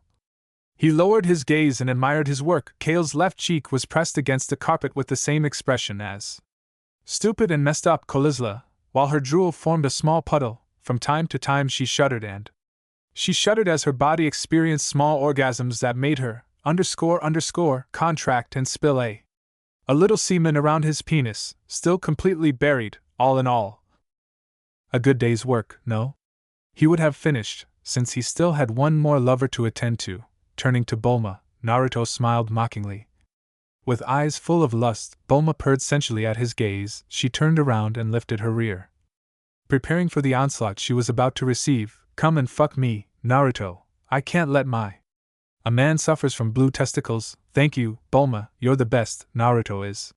He aligned and gently inserted the tip of his penis into Bulma's tight, __, causing a small squeal from her. Woman, grasping Bulma's hips tightly, Naruto began to penetrate her slowly. Little by little, Naruto managed. He thrust his entire, __, into Bulma, squeezing until it was perfectly snug. Naruto began to. He gently pushed in and out of Bulma, accelerating his thrusts to a moderate pace. Naruto tried to control yourself and not just, __, Bulma in a stupid, shaky, messy fuck like you would with cauliflower and Kale. Resting her forehead on the bed, Bulma moaned as Naruto fucked her. She hadn't felt so full since the last time they had sex, combined with the confident, sure thrust he was giving her, filled her with pleasurable sensations she had never experienced before being with him. Suddenly, Bulma's head. He fired and began to tremble as he started to ejaculate, while his, __, began to convulse around his, __, making Naruto unable to bear it any longer. I slipped my hand underneath her, and Naruto firmly gripped my breasts. Deedee Bulma and began to fuck her with faster and more powerful thrusts until he was going at the same pace as he did with her two other lovers. Bulma's eyes rolled back as she experienced another orgasm before to go down from the previous one. The new, intense way Naruto was fucking her was almost too much, but she could still handle it. Using his grip on Bulma's breasts, Naruto pulled her toward him, the new angle, sending Bulma to another orgasm as she wrapped her arms around Naruto's neck from behind to try to stabilize against Naruto's powerful onslaughts. Sometimes she couldn't believe the resilience Naruto possessed. He had already fucked cauliflower and Kale several times, and yet here he was entering her with such speed and force. Naruto continued fucking Bulma for a little over half an hour, forcing her to have orgasm after orgasm. Before she felt his approaching, his arms wrapping around Bulma, just below her breasts. Now, bouncing, Naruto tried to hold back his orgasm until he fucked Bulma in another mind-blowing orgasm. Come for me, Bulma, I want your, __, to squeeze my, __, one more time, a particularly strong thrust. It led to a final orgasm with her, __, tightly squeezing Naruto's, Feeling Bulma come, Naruto. Finally, he released her and buried his entire penis inside her, unleashing the load he had barely been containing. Directly into her womb. Your feels so good, Bulma. I wish I could have you wrapped around my all the time, receive my semen, take it all the way down your he screamed. Naruto, oh yeah, Naruto, come in my empty those big balls, it's so fucking good. Bulma cooed. Bulma's head fell back on Naruto's shoulder as he pumped what seemed like an endless amount of semen into her belly. Bulma developed a slight bulge from the amount of semen that was poured into her until she appeared to be pregnant.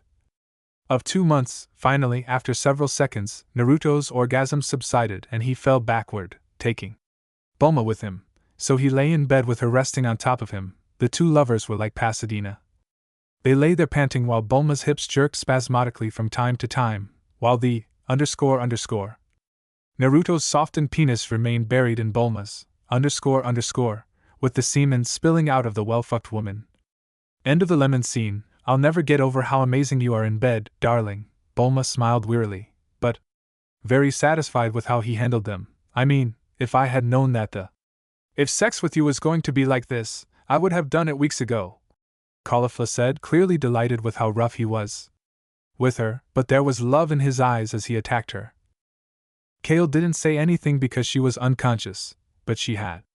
A wide smile spread across her face, and she murmured incoherent words he couldn't understand. I'm glad I was there. I was able to help. She smiled at her friends, but noticed that Bulma looked a little pale and was trying to get up. Are you all right, Bulma? He asked, growing increasingly worried as he saw her condition. Am I okay? Can you take me to the bathroom? I'm not feeling very well, she said as he obeyed and took her to the bathroom. Can you go back to bed? I'll let you know when I'm done here, she assured him with a smile before starting to vomit. Meanwhile, Naruto grew increasingly worried about her, as it was unusual for her to vomit. I'll get you some water, okay? Okay, he said, but only heard a vomiting sound. He created a shadow clone so that she would do it while she went back to bed, and he brought his other 2 girlfriends in to hug them. How are you feeling, Caulifla? He smiled smugly when she looked at him suspiciously. I don't feel the legs, idiot, he said in a tone that sounded annoyed, but with a playful glint in his eyes. But it was worth the. I'd be sorry if I said it. He smiled as he slid his hand down to her bottom and touched it, making her moan. The feeling when he suddenly stood up, leaving her hot and upset. She blinked in confusion at the innocent look he gave her and walked away while she watched him with. She just left after doing that to me? She asked incredulously. A few minutes later, he returned to find Caulifla still in bed, staring at him as he entered. Kale was.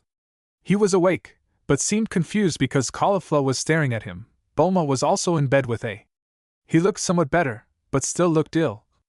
I thought you might be hungry, so I brought something to drink, she said with a slight smile, but it didn't help that she still looked at him. She was furious, now more playful than usual. It was about time you came back. Whiskers, I'm starving, Caulifla shouted, snatching the tray away. Hands so they could eat while Naruto approached Bulma. Are you okay, honey? It's not like you to get sick like this, she commented with obvious concern. Bulma smiled at her temperament. Affectionate, I'm fine, Naruto, it's just a stomach bug, I must have eaten something bad. But I'll be fine, that food looks delicious, he said, eyeing her like prey. Why don't you 3 eat while I go talk to the others and find out what's happened since we disappeared? He said as they nodded, eager to eat more than anything else. Naruto went outside and found that there was no one else there but him and the girls. He wondered where everyone had gone when he saw a note on the counter. Hi, Naruto, we're letting you know that we've come up with a plan. Gohan saw a Dragon Ball and went to get it so that no one else would see it. Could get it. Den told us about their leader, Guru, who we were told. This could help us, so we decided to go ahead with this plan. If you receive this, please wait until we return, hopefully, with good news. Furthermore, we suspect Vegeta is on the planet, so we have more people than we thought. Worry, Krillin. P.S. I'm so jealous of you, dude, you have to help me get a girl when we return to Earth. He finished reading the letter with multiple thoughts swirling in his head. Vegeta was there, which wasn't a big problem for him, since he could control him, But his plan was what? It caught his attention. He would have to talk to Krillin the next time he saw him. He went back to the room to tell him.